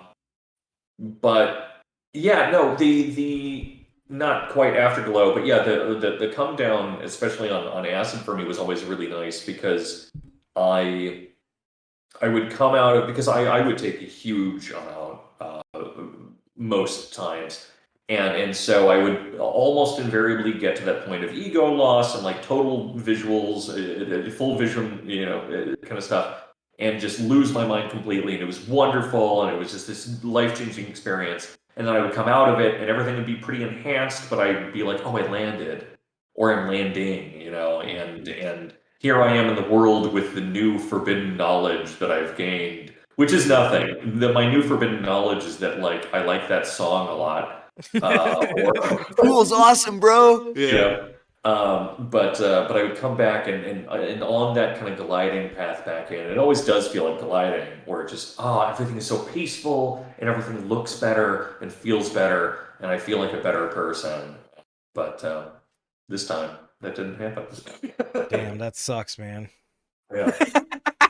True. It's the same react because I was listening the whole way through, but what do you respond to that? Like, yeah. Hey, have you ever tried DMT? Yeah. No, that's kind of crazy though, for real. Yeah. I used to play video games whenever I was coming down off an acid trip, and I would. I don't know how you can do that. That's impossible for me. Same. You know, weirdly enough, like, because I was really into. I was actually better at video games when I was coming down. I was though. Let him finish. I want to hear what you say. No, I was really into. I was really into Battlefield. I was really into Battlefield 4 at the time when I was doing lots of acid, and I would have like fucking like I don't know. I'd go like 30-2 or something, just running around with a gun shooting people. Whenever I was coming down off of acid, because I was just like in the zone and like all the fucking colors and lights were making sense to me, and I considered it a performance enhancing drug for my video game Only because skills. I was studying literature and philosophy, so whatever I'd said in class the next day, so long as it was a thought no one else had, it was right. So it was like, yeah, I was actually watching through, or not watching, I would never watch something. I was reading through Antony and Cleopatra, and I realized that, you know, actually, I did have an acid, it wasn't actually acid, it was LSA that I ended up taking. And I ended up watching through the play Antony and Cleopatra. And for people that don't know how the play rounds out, it's like the grown-up version of Romeo and Juliet.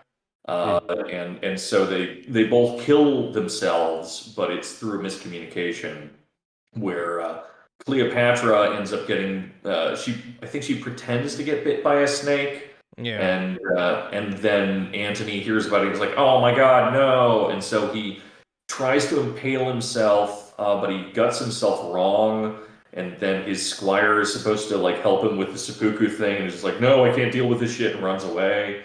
And then Cleopatra then realizes what happened there, and then she gets bit by an actual snake and kills herself. And then he's still like bleeding on the ground. This is a horrible thing. Like Stalin's family line. That's crazy. Yeah. And, I mean, this happens to me all the time. To be honest. Yeah, same. but one of the things about LSA is that it can cause a lot of like crazy gut distress. You know, vomiting and like gut pains and stuff. And I was an undergrad and, you know, was not working at the time. So I was living entirely off of like, you know, $1,000 for 4 months. So I was eating like shit. And so I had this horrible intestinal pain as I'm watching this movie on LSA, or this play, whatever. And as soon as I see him impaling himself on his sword, I can feel the knife going through my guts because I have the diet of an asshole. And it was very fun. Damn. I had a horrible experience with LSA when I tried it, actually, because what I did is I ordered a shit ton of morning glory seeds. Oh no, yeah, I know this one, right? Yeah, and so like I did the thing where you put them in your mouth, you chew them up, you keep them in your lip, and then I didn't know that you're not supposed to just swallow them all, so I swallowed all the fucking seeds. And proceeded to be like so fucking high, I was pretty sure the walls were, and it was like a really paranoid trip, and I thought the walls were like talking to me and stuff. And then I had to like throw up, and so I'm tripping balls and throwing up, and all the thoughts in my mind are like, "Ah, fuck, this is how I die." Just the dumbest fucking possible way to die, eating some dumbass seeds, and I'm gonna be found here hugging the fucking toilet like a dumbass. Is it actually lethal though? Can you die of that? Yeah, well, so the thing with these seeds is that you actually can die from those, or like you can actually buy poppy seeds online and like get high off of that. But the problem with a lot of these is they're actually like sprayed down with chemicals that make it so that you get really sick if you end up consuming. You're not allowed to have drugs, basically. Oh yeah, like rubbing alcohol. Things. It's the even shittier version of Bloomberg's. You can't drink like a large soda. Yeah. But yeah, that's one of the reasons that I've always been a strong believer in like learning just enough chemistry to like synthesize some of this stuff. Not synthesize it, but like extract it at the very least. Because that shit's spooky, but also just buying from weirdos instead of from larger companies, which you know are spraying it down. But yeah, you can fucking get really sick or maybe die off of that. Yeah, I did not have a good time. Yeah.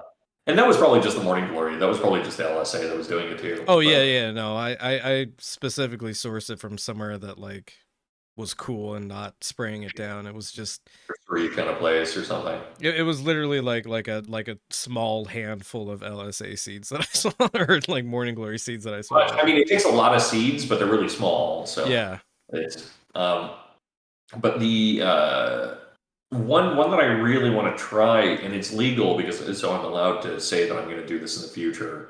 But it's a plant called Sinuchi, I think is what it's called. It's like called Snooki, like from Jersey Shore. Yeah. You would just boil her alive and you drink her blood.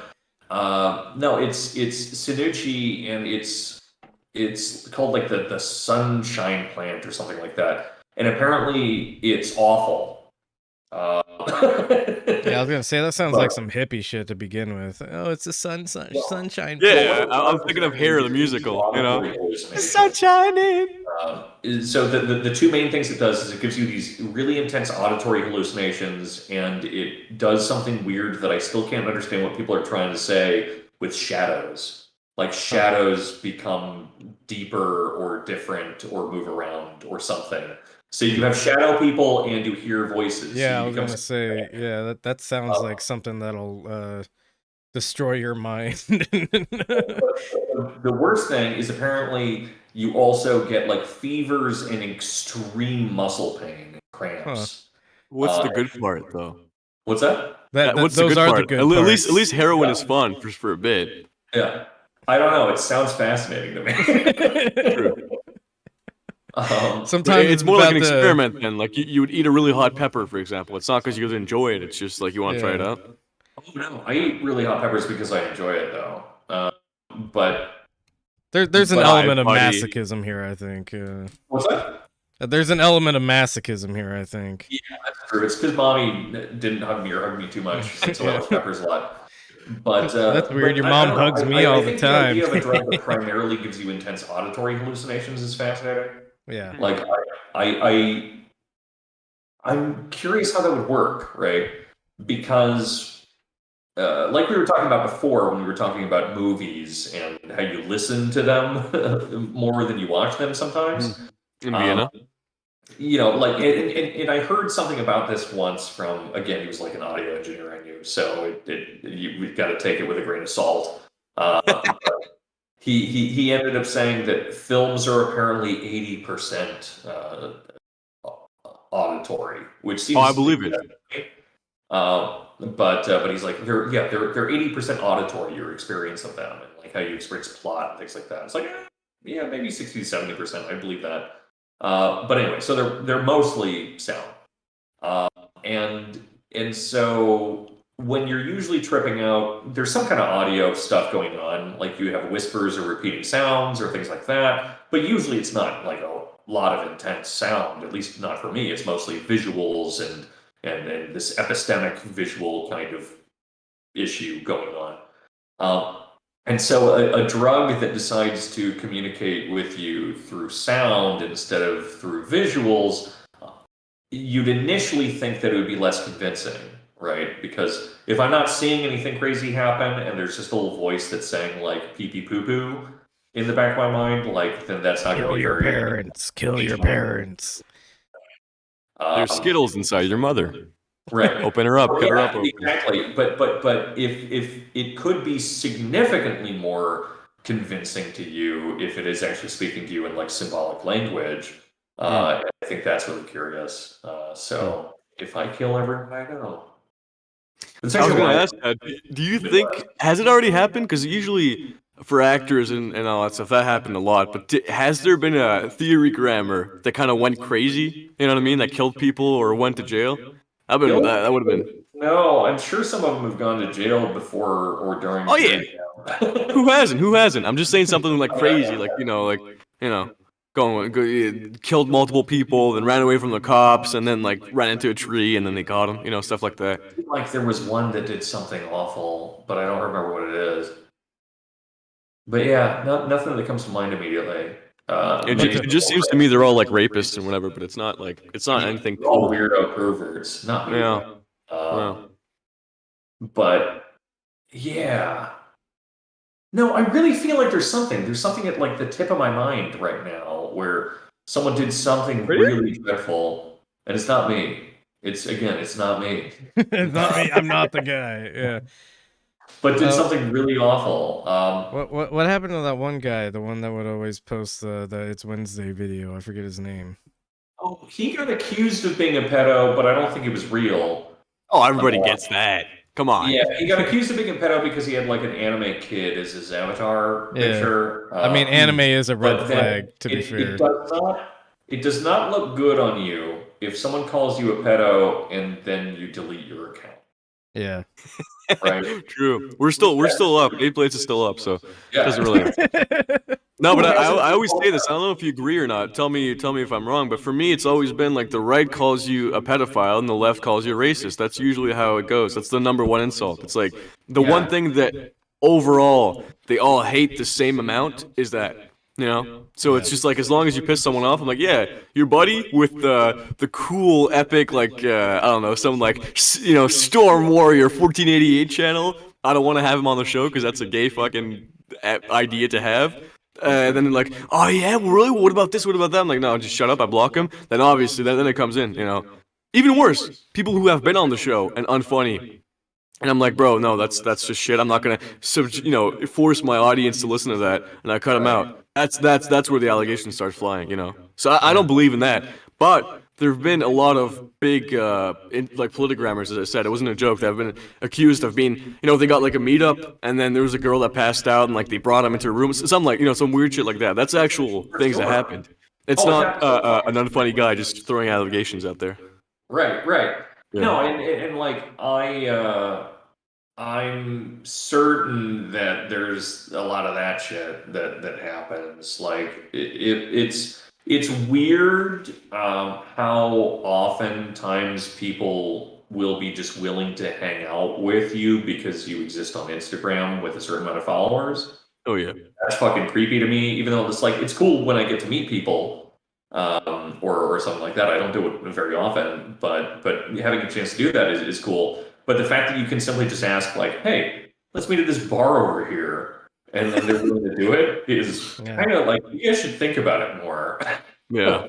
But that most of the people in this kind of internet space are either really innocent and they like books and they just want to share the book thing that they found, and they're like little cutie pies, and oh gosh.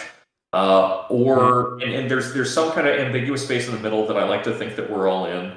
And I hope that I'm not wrong about any of that. And then there are fucking like predators that exist like on this other limit who only got into this thing in order to rape. Yeah. Like that's purely what they exist in order to do, essentially. And of course, there's nuance in between. There's nuanced rape as well. Well, that's the problem there. I think it's like there's multiple paths to go as an incel. There's like a dark path and there's a light path. It's all an incel problem, huh? Sorry?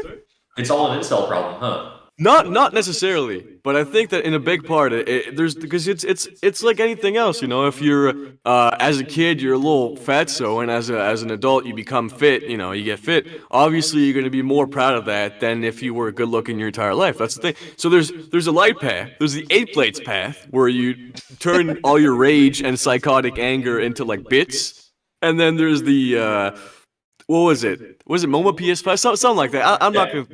But yeah. So one of those guys where you take this, like, no one ever cared about me, but now I have followers, into like, okay, let me take advantage of this like 19-year-old that's passed out. So I'm like, I'm not It's just it's this, but it's the same source though. It's the same thing that like I never got some, so now it's my turn. Yeah. No, exactly. Yeah. But yeah. No, that's exactly it. That's actually a better way of describing it than what I was saying in the sense that it's almost all people that never got any of the things that they're getting now. And so some people handle it by just being like, I'm not sure how to handle it, and I'm going to try to sort this out in a reasonable way because I'm nervous. Screaming at women at the gym, that's me, bro. Right, and then there are the people that are just like, hold on, you're giving me attention. Who needs to like touch my cock right now? Because now there's a chance. And even that's not the worst thing. You gotta shoot your shot. But then if they say no and it's like, well, I am famous, that's where it gets fucking weird and creepy. But I was gonna say also, I will ask seeking consent anyone I see, so long as they're an adult and of able mind. Hey, would you like to touch my cock? And if they say my ding ding dong. Yeah. I really wish you'd stop asking me though. Well, you've never said like in a way that's convincing to me. No. Like you keep doing that thing that women like to do, where you say, "Oh man, no," but we can still be friends. Yeah. Like friends with my penis, right? That was from what I've seen from Deebs, that's something he would do. Like it's like, yo, Deebs, you want to suck me off? Like, oh no, come on, ugh, not even. He was just like, ugh. And then obviously me, an intellectual, I would obviously take that as no, but it's not a definite no because it's not explicit. You didn't write in a contract saying like, hey, Deebs will never, give you head. I think that's where it comes from. The little. Stimulation. I like to keep people on there. a leash. I like to keep people led along. True. I like playing hard to get. I'm a tease. But I was gonna say also, so just on this point as well, like you guys, what you do. Obviously, this is a podcast, but what you guys are mainly known for, is not like a show. It's more just you posting content. And that's what I'm saying. That's very different from people who are like for me, for example, the day one, it's a show. It's a performance, whatever piece that I put out there. And it's outgrown my Instagram like fivefold. It's insane. Like the amount of people who listen to the show compared to the Instagram, it's like nothing.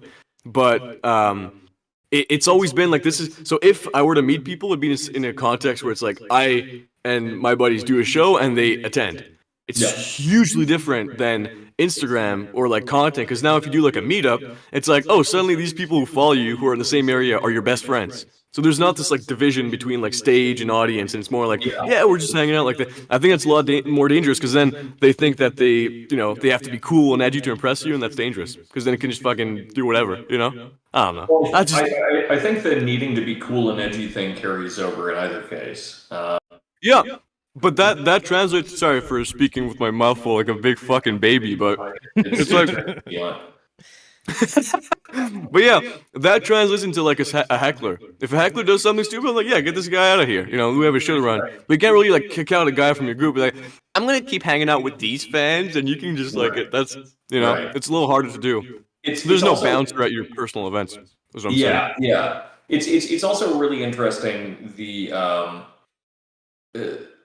that there are certain. Well, he's already been named, but there's a certain droopy dog looking guy that is not necessarily famous because of his. Well, he might be famous because of Instagram now that I think about it. But he is purportedly famous because he's a techno DJ. Who are we talking about? You're confusing me. Give me the names. I actually don't say it, but text me the names. PS5. It's Momo PS5. Oh, is it? Okay. Yeah. And yet was still able to, as someone that I believe is more popular because of something they do on the stage, still got in trouble for sending people messages. Hey lady, can I fly across the country to suck on your tits? Yeah. like unprompted. King shit. Yeah. And everyone says weird things on the internet, and everyone says things that are sometimes inappropriate and or miscommunicated. but it's hard to miscommunicate that. True. But that's something that I've always found really, really interesting. And maybe there's like a metaphor behind asking someone if you can fly across the country to suck on their titties. Maybe there's a deeper meaning there, is what I'm saying. Like a metaphor involved, yeah. It's like, can I climb the ladder in order to become friends with your mom? Is what that meant. Damn.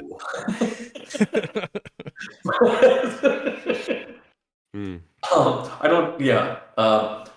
But yeah, I mean that is one of the really interesting things about engaging with people through something like meme accounts, right? Is that there are two types of people that you interact with, which then have subgroups, of course. But there are people that realize that a lot of people send you messages and don't want to fucking waste your time or be weird about it. And it's just like, hey, here's a question. I hope you have time to answer it. And then those are people that I become like friends with. Yeah. And then there are people that are like demanding your time and shit from you, and then get really fucking pissed because you were their friend and now you're not responding to their weird fucking message to explain what this phrase on page 356 of 1,000 Plateaus means. And also, please send me a picture of your butthole. Collab post, bro. We'll do a collab post for the followers, yeah. By the way, if you message me asking for pictures of my butthole, he has them ready, both mine and his. Yeah, well, I mean, what I was gonna say is that's really disrespectful. Call it a balloon knot, please. You never heard of that? The balloon knot? No, I've heard it many, many times, but I hate it every time. Yeah. Well, that's why I prefer it, is because it's such a disgusting term. Yeah, So that's if funny. you're Because gonna- like, usually people get uncomfortable when you say like moist. Some people just can't handle moist. For me, Yeah. moist Yeah, is nothing. Yeah, Yeah, but moist is that fine. right there, what you said, that really made me cringe on the inside. Balloon knot? Yeah. that one got you. Yeah. Is the word moist like trypophobia, where no Yeah, one's dude, it's actually totally bothered one by of it? those things where everybody's supposed to like feel uncomfortable by it, so they just perform uncomfortableness for it. That is a good point. But I think that the fact that they're supposed to, and like that may be the reason behind it, but they've rationalized it so much that it actually affects them now, I think. Yeah. Like literally, I mean, there's like a yeah, no, literally, and there's like a fucking there's this girl in high school where like you'd say it and she'd be like, like physically fucking contort herself because you said moist.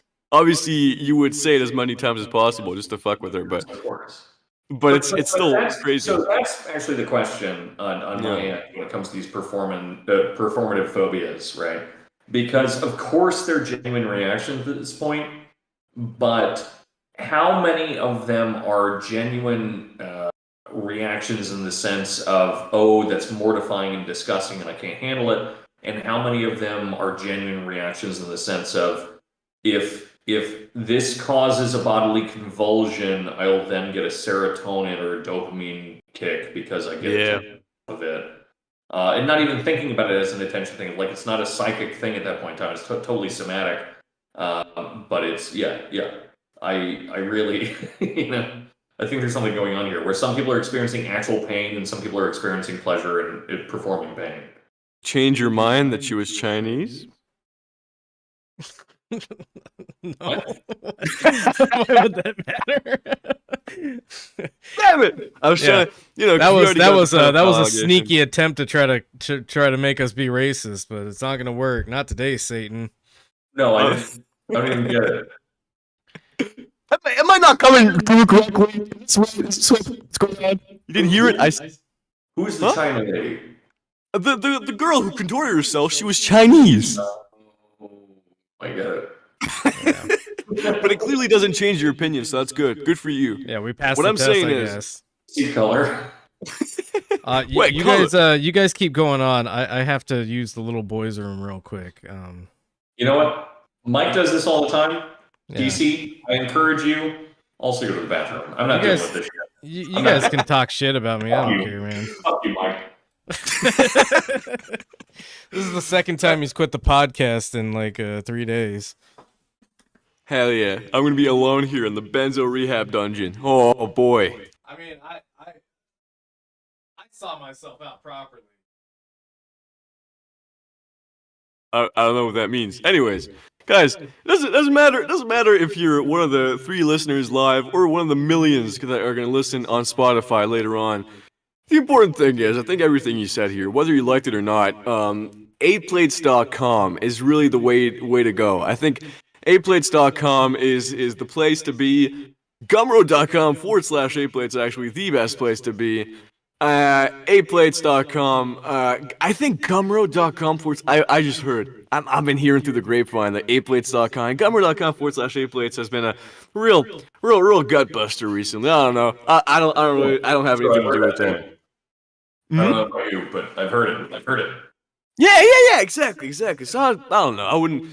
I'm not saying trust the guy in the Brian Jonestown Massacre t-shirt, but at the same time, why wouldn't you? Anyways. What I really love about any time that anyone has ever given any amount of time on their own here is that they always use it for a commercial. But you have to. It doesn't matter if it works.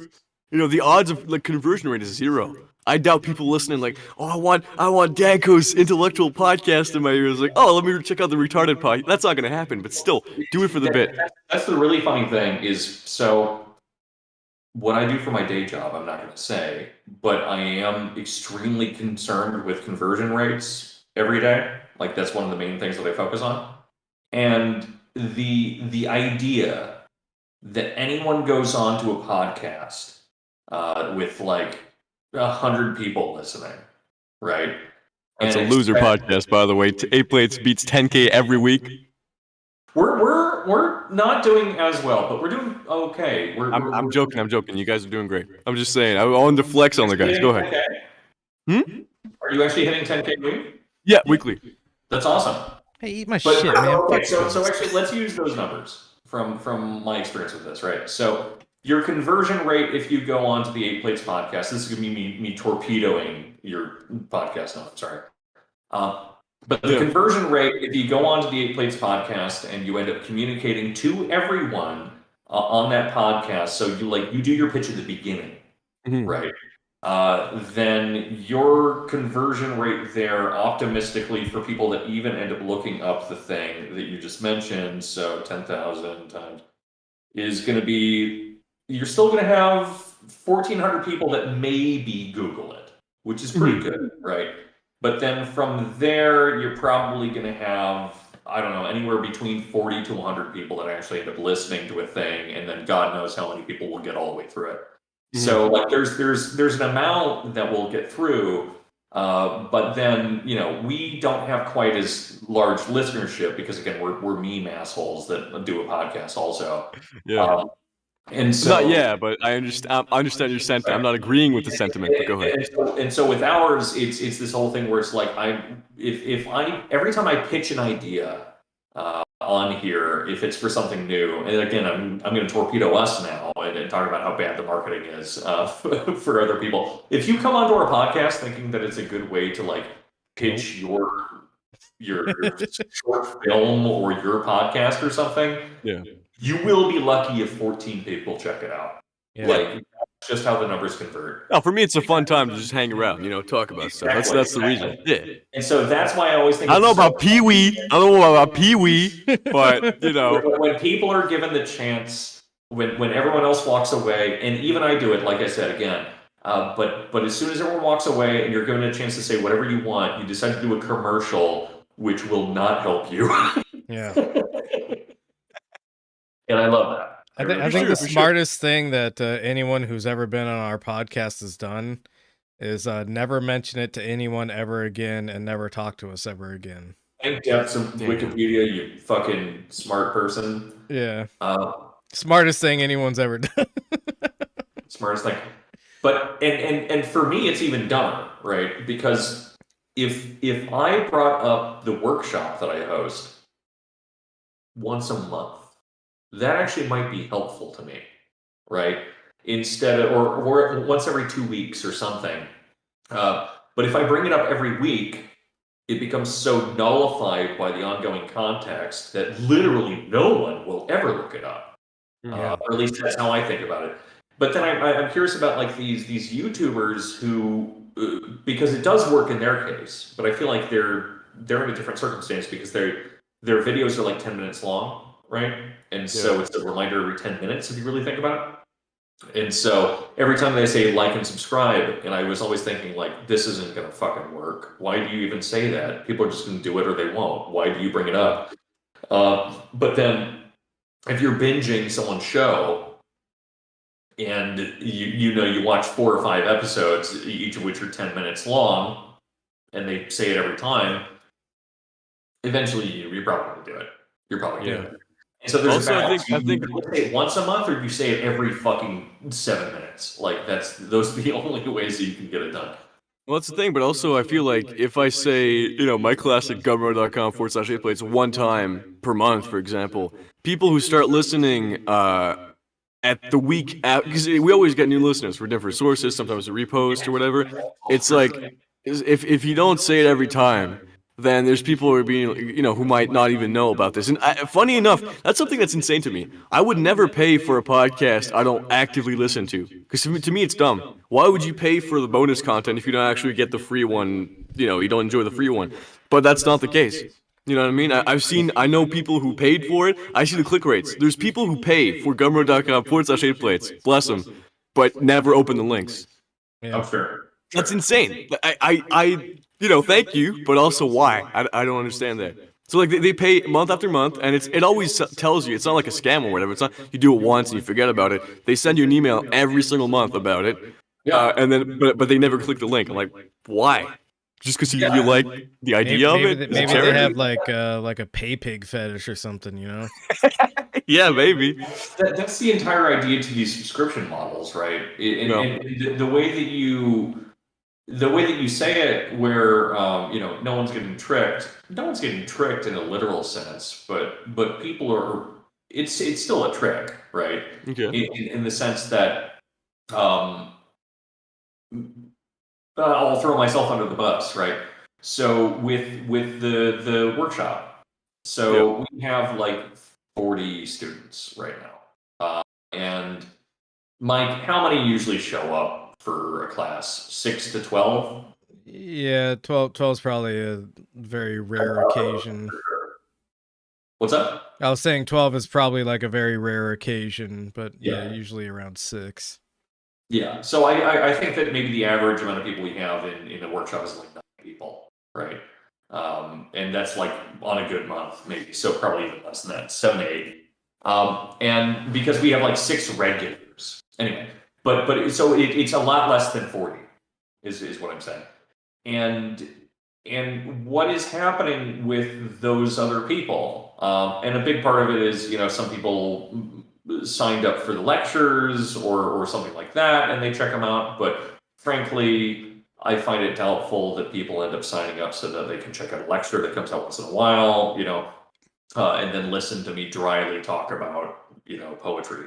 And so people really just think this is going to be something that's going to be helpful to me or good for me, and then I don't want to spend my Saturday doing something, or like I will listen to this later, or things like that, and so they never get around to it. And the subscription model is just based on people failing or falling prey to their worst tendencies, right? Mm-hmm. Which is just not doing things.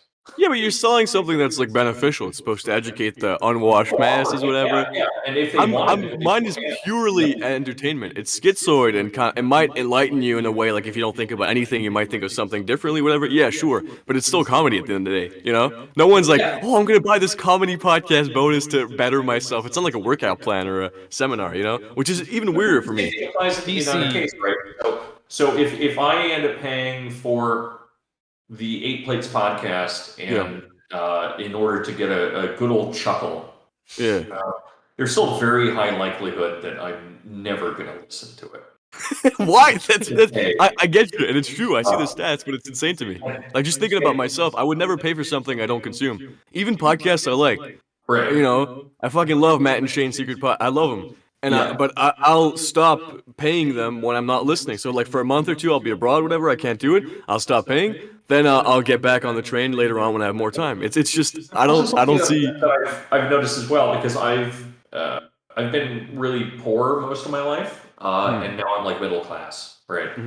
And so being poor, it was things like, oh god, I have a $5 subscription every month. I can't fucking do that. I need to get rid of it.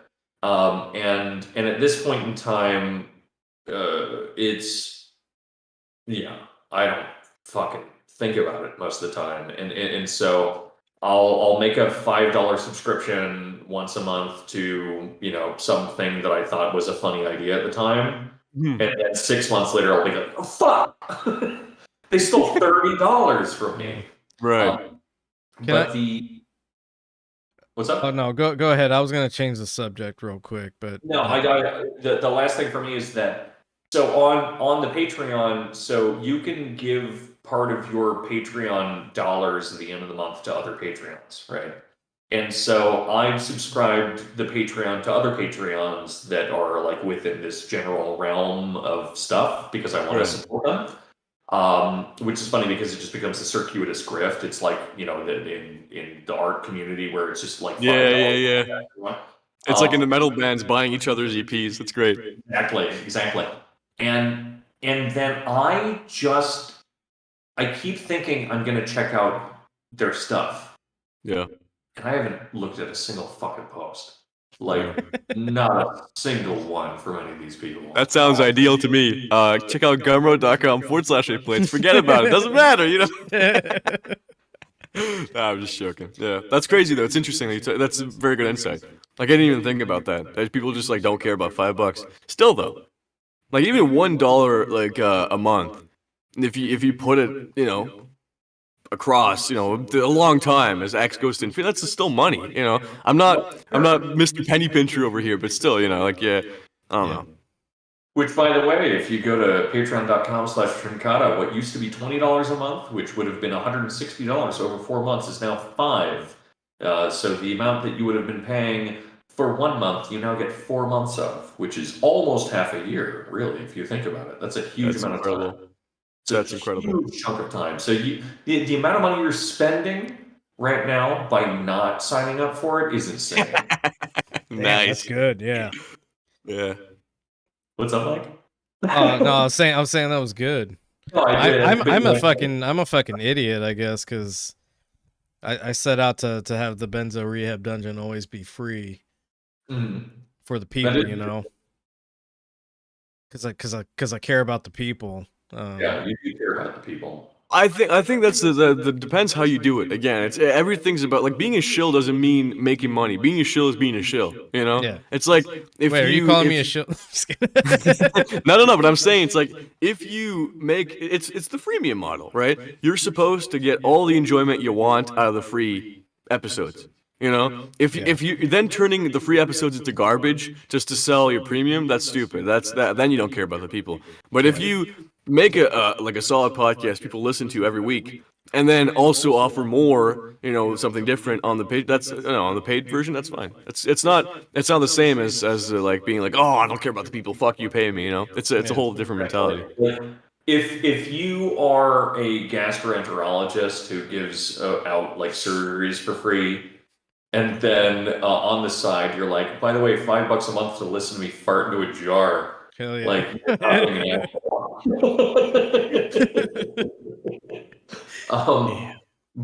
I mean, I do want to touch on one thing maybe, which is that the reason that, well, outside of the fact that I literally needed it to eat at one point in time, but the reason that I maintain any amount of payment for the Trincata workshop, even though I've dropped it literally 75%. Again, a reminder: $5 a month. All right. We heard it, man. But the reason that I keep it on a paid model, even though it's I feel a nominal fee, is because it makes it so that two things happen.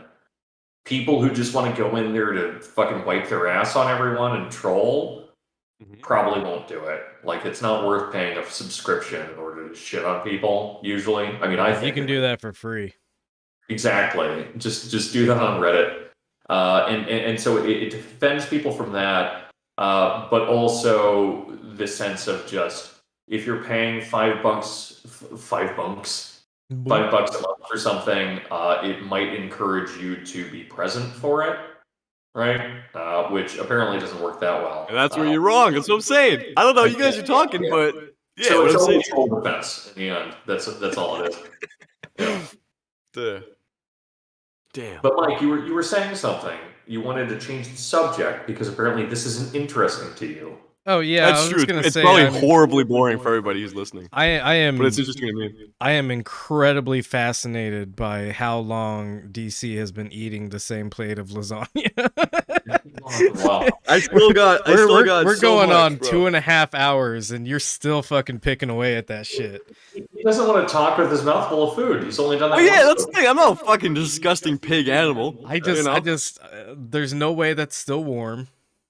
It is still warm, actually. How? If you wanna, if you must know, my multi-million-dollar 8-plate studio has a hot plate inside the table, okay. so it actually is Alright. warm.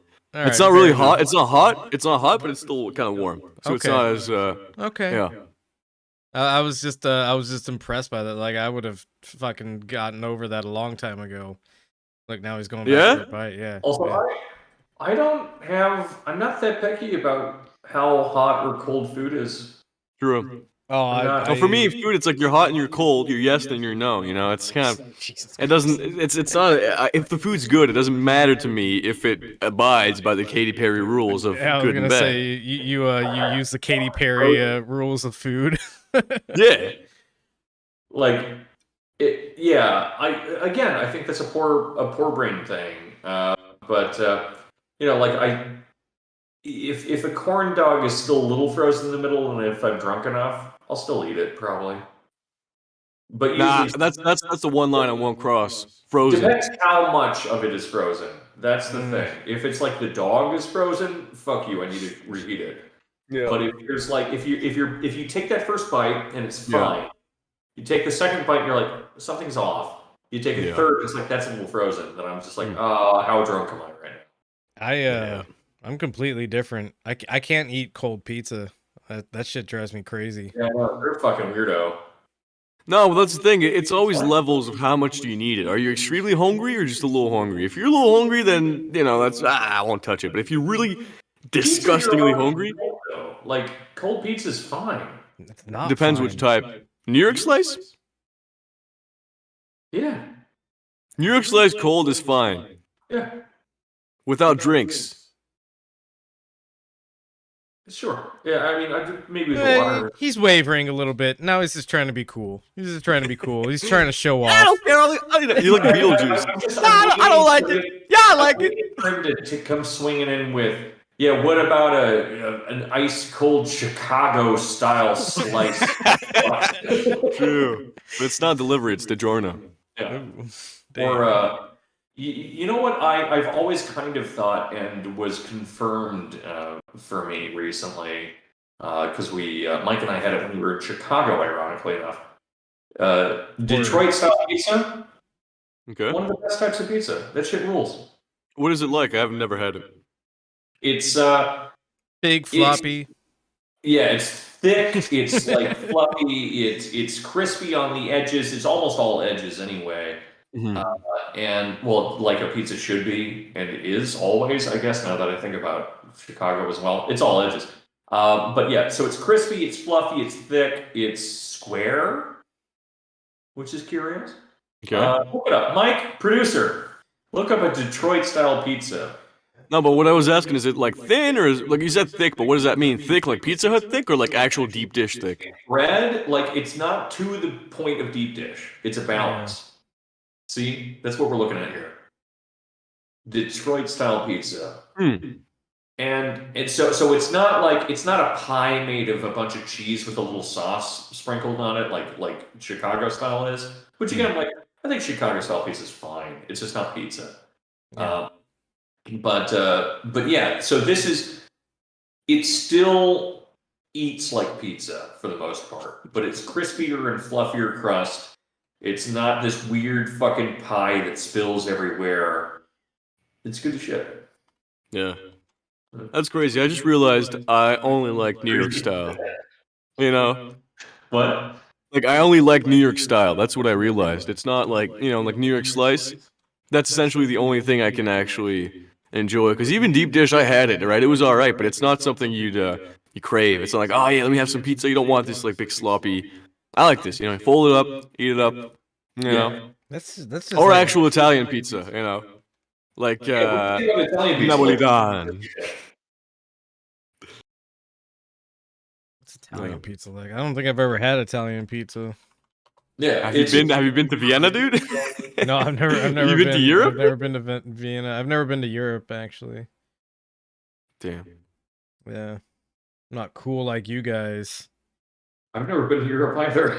Yeah, I know. You guys call yourselves intellectuals and you've never been to Europe? Come on. But you're European, True. I am That's so European. true. Hey, Mike. Yeah, what's up? Hey, Peter. You probably are too to some degree. Huh? You probably are too to some degree. Oh, yeah. Because rape. Hey, Peter. Good time to bring that up, I guess. Hey, your Native American blood at some point was forcefully mixed with other blood, by the way. That's what I'm saying. I'm not saying this is good. Hey, Deebs. Hey, Peter. You guys like to watch TV, bro? I know you like books and whatever, but yeah. You guys have fun from time to time? You guys watch Atlanta? I still haven't watched it. I keep on telling a buddy of mine that really likes it that I'm going to watch it, and I don't. Fucking do it. It's amazing. It's extremely Lynchian, surprisingly. Very, very weird. It gets extremely surreal and ethereal. Okay. It starts off like Entourage, ends like Twin Peaks: The Return. What? Yeah, I'm not joking. Wow. What a trajectory that is. It's incredible, yeah. Okay. I'm not one to tell you to watch TV, right? But if you must. No. I've been watching a bunch of white girl television. Oh. Oh, yeah? As in shows about people being raped and murdered by con men. I thought you were going to say like The Bachelor, but okay. Yeah. Damn. Yeah, that's what I think every time I put on a show about like murder or rape or con men or any variety of those things. I think, I've become a white woman. Have you seen My Friend Dahmer? About Jeffrey Dahmer? No, I haven't seen that one yet. It's not great, but what is great is that it's been used. The actor also looks great for Jeffrey Dahmer. Very, very like cool and accurate. That's very Dahmerian. But the best thing about this is that there's a lifting scene also. I love that part. But no, the best thing about this is that there's a Psycho Killers by Talking Heads. There's a video made, like a music video for that song, made out of clips of this film, and it's amazing.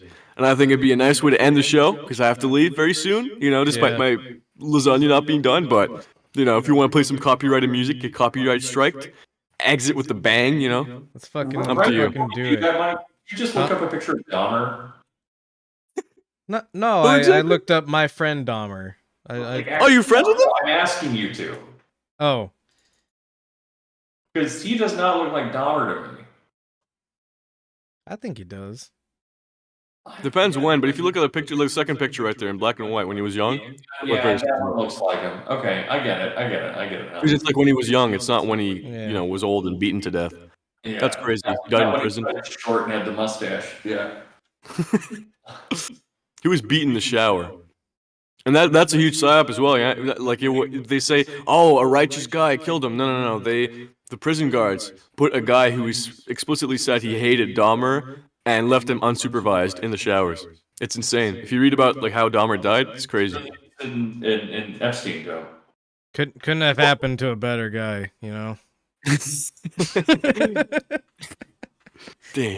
It's a very Norm Macdonald joke there. Yeah.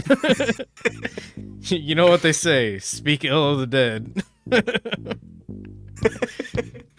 Damn. Yeah, but anyways, that movie, enough cool clips to put in a. It's like, what's it called? It's like Blade Runner, like the new one. Not a great movie, but enough clips to be put in edits of Ryan Gosling to look cool to music. That's pretty much what I said about it on Twitter. Okay. All right. My takes are fucking boring. Get you. All right. Cool down. I got you. Right. Yeah, I had that take 2 years ago, actually. So. No. This was a week ago. Oh. Oh, really? I watched it. Damn. I thought it was fine. That's pretty good. Yeah, this is good. Catchy little song here. Yeah. Who wrote this song? This is the first time you've listened to Talking Heads, bro. I'm just kidding. I'm just so nervous and I can't relax. Yeah. Yeah, I can't even hear any of that stuff. I gotta pump it up real loud. And then Danko's gonna say something, so blow my eardrums out. Yeah. Just gonna say. Anyway. Alright, this has been the Benzo Rehab Dungeon, starring Michael Deebs. Michael Double Deebs Nuts. Also, you might know him as Dank Deleuze, but his real name, unknown. He says Danko, he says Dorian, doesn't matter. The main man himself, outroing this incredible thing. He's the one, along with Deebs, hosting the show. No John the producer. John the producer's role has been absorbed by Deebs himself. Yeah. Now the guest. Was it Pee-wee Hermeneutics? I don't think so. No Pee-wee tonight. No Pee-wee tonight. No Pee-wee. Absolutely zero Pee-wee to be seen tonight. It was only DC from the 8 Blades podcast, 8blades.com, gumroad.com/blade. No, that's not correct. 8blades.com, gumroad.com/8blades. Excuse me, I had some of this delicious Italian sausage in my mouth while pronouncing. I didn't want to spit it out to you in the audience. Speaking of, make sure to get yourself a Truncata sponsorship, because they are offering sponsorship to the top 5 students. You heard them. They got like 12 students. It's only 12 people to beat. You can easily beat 12 people in an intellectual match of the max. Doesn't matter. Then, I started a new show. Called Writing Schizo, alright? It's awesome. Get that at gumroad.com/8plates. 5 people who sign up, I'm gonna buy the ringtone from Spider-Man Montreal and publish it for everybody. Breaking copyright law and breaking his balls because he's an old guy and very scary. Look him up. Alright. Thank you very much, everybody. It was a great show. And, doot. Damn, nice work. No, you should doot. I don't know what that means. Doot. Dude. Oh, okay, right. Yeah. All right, thank you, everybody. All right, take care. Yeah. Thanks for joining us. Huh? Please take my medicine also. Oh, yeah. As always, we love you, etc. Take your medicine. Yeah. Get help. Share some with your friends. All right, I'm going to end the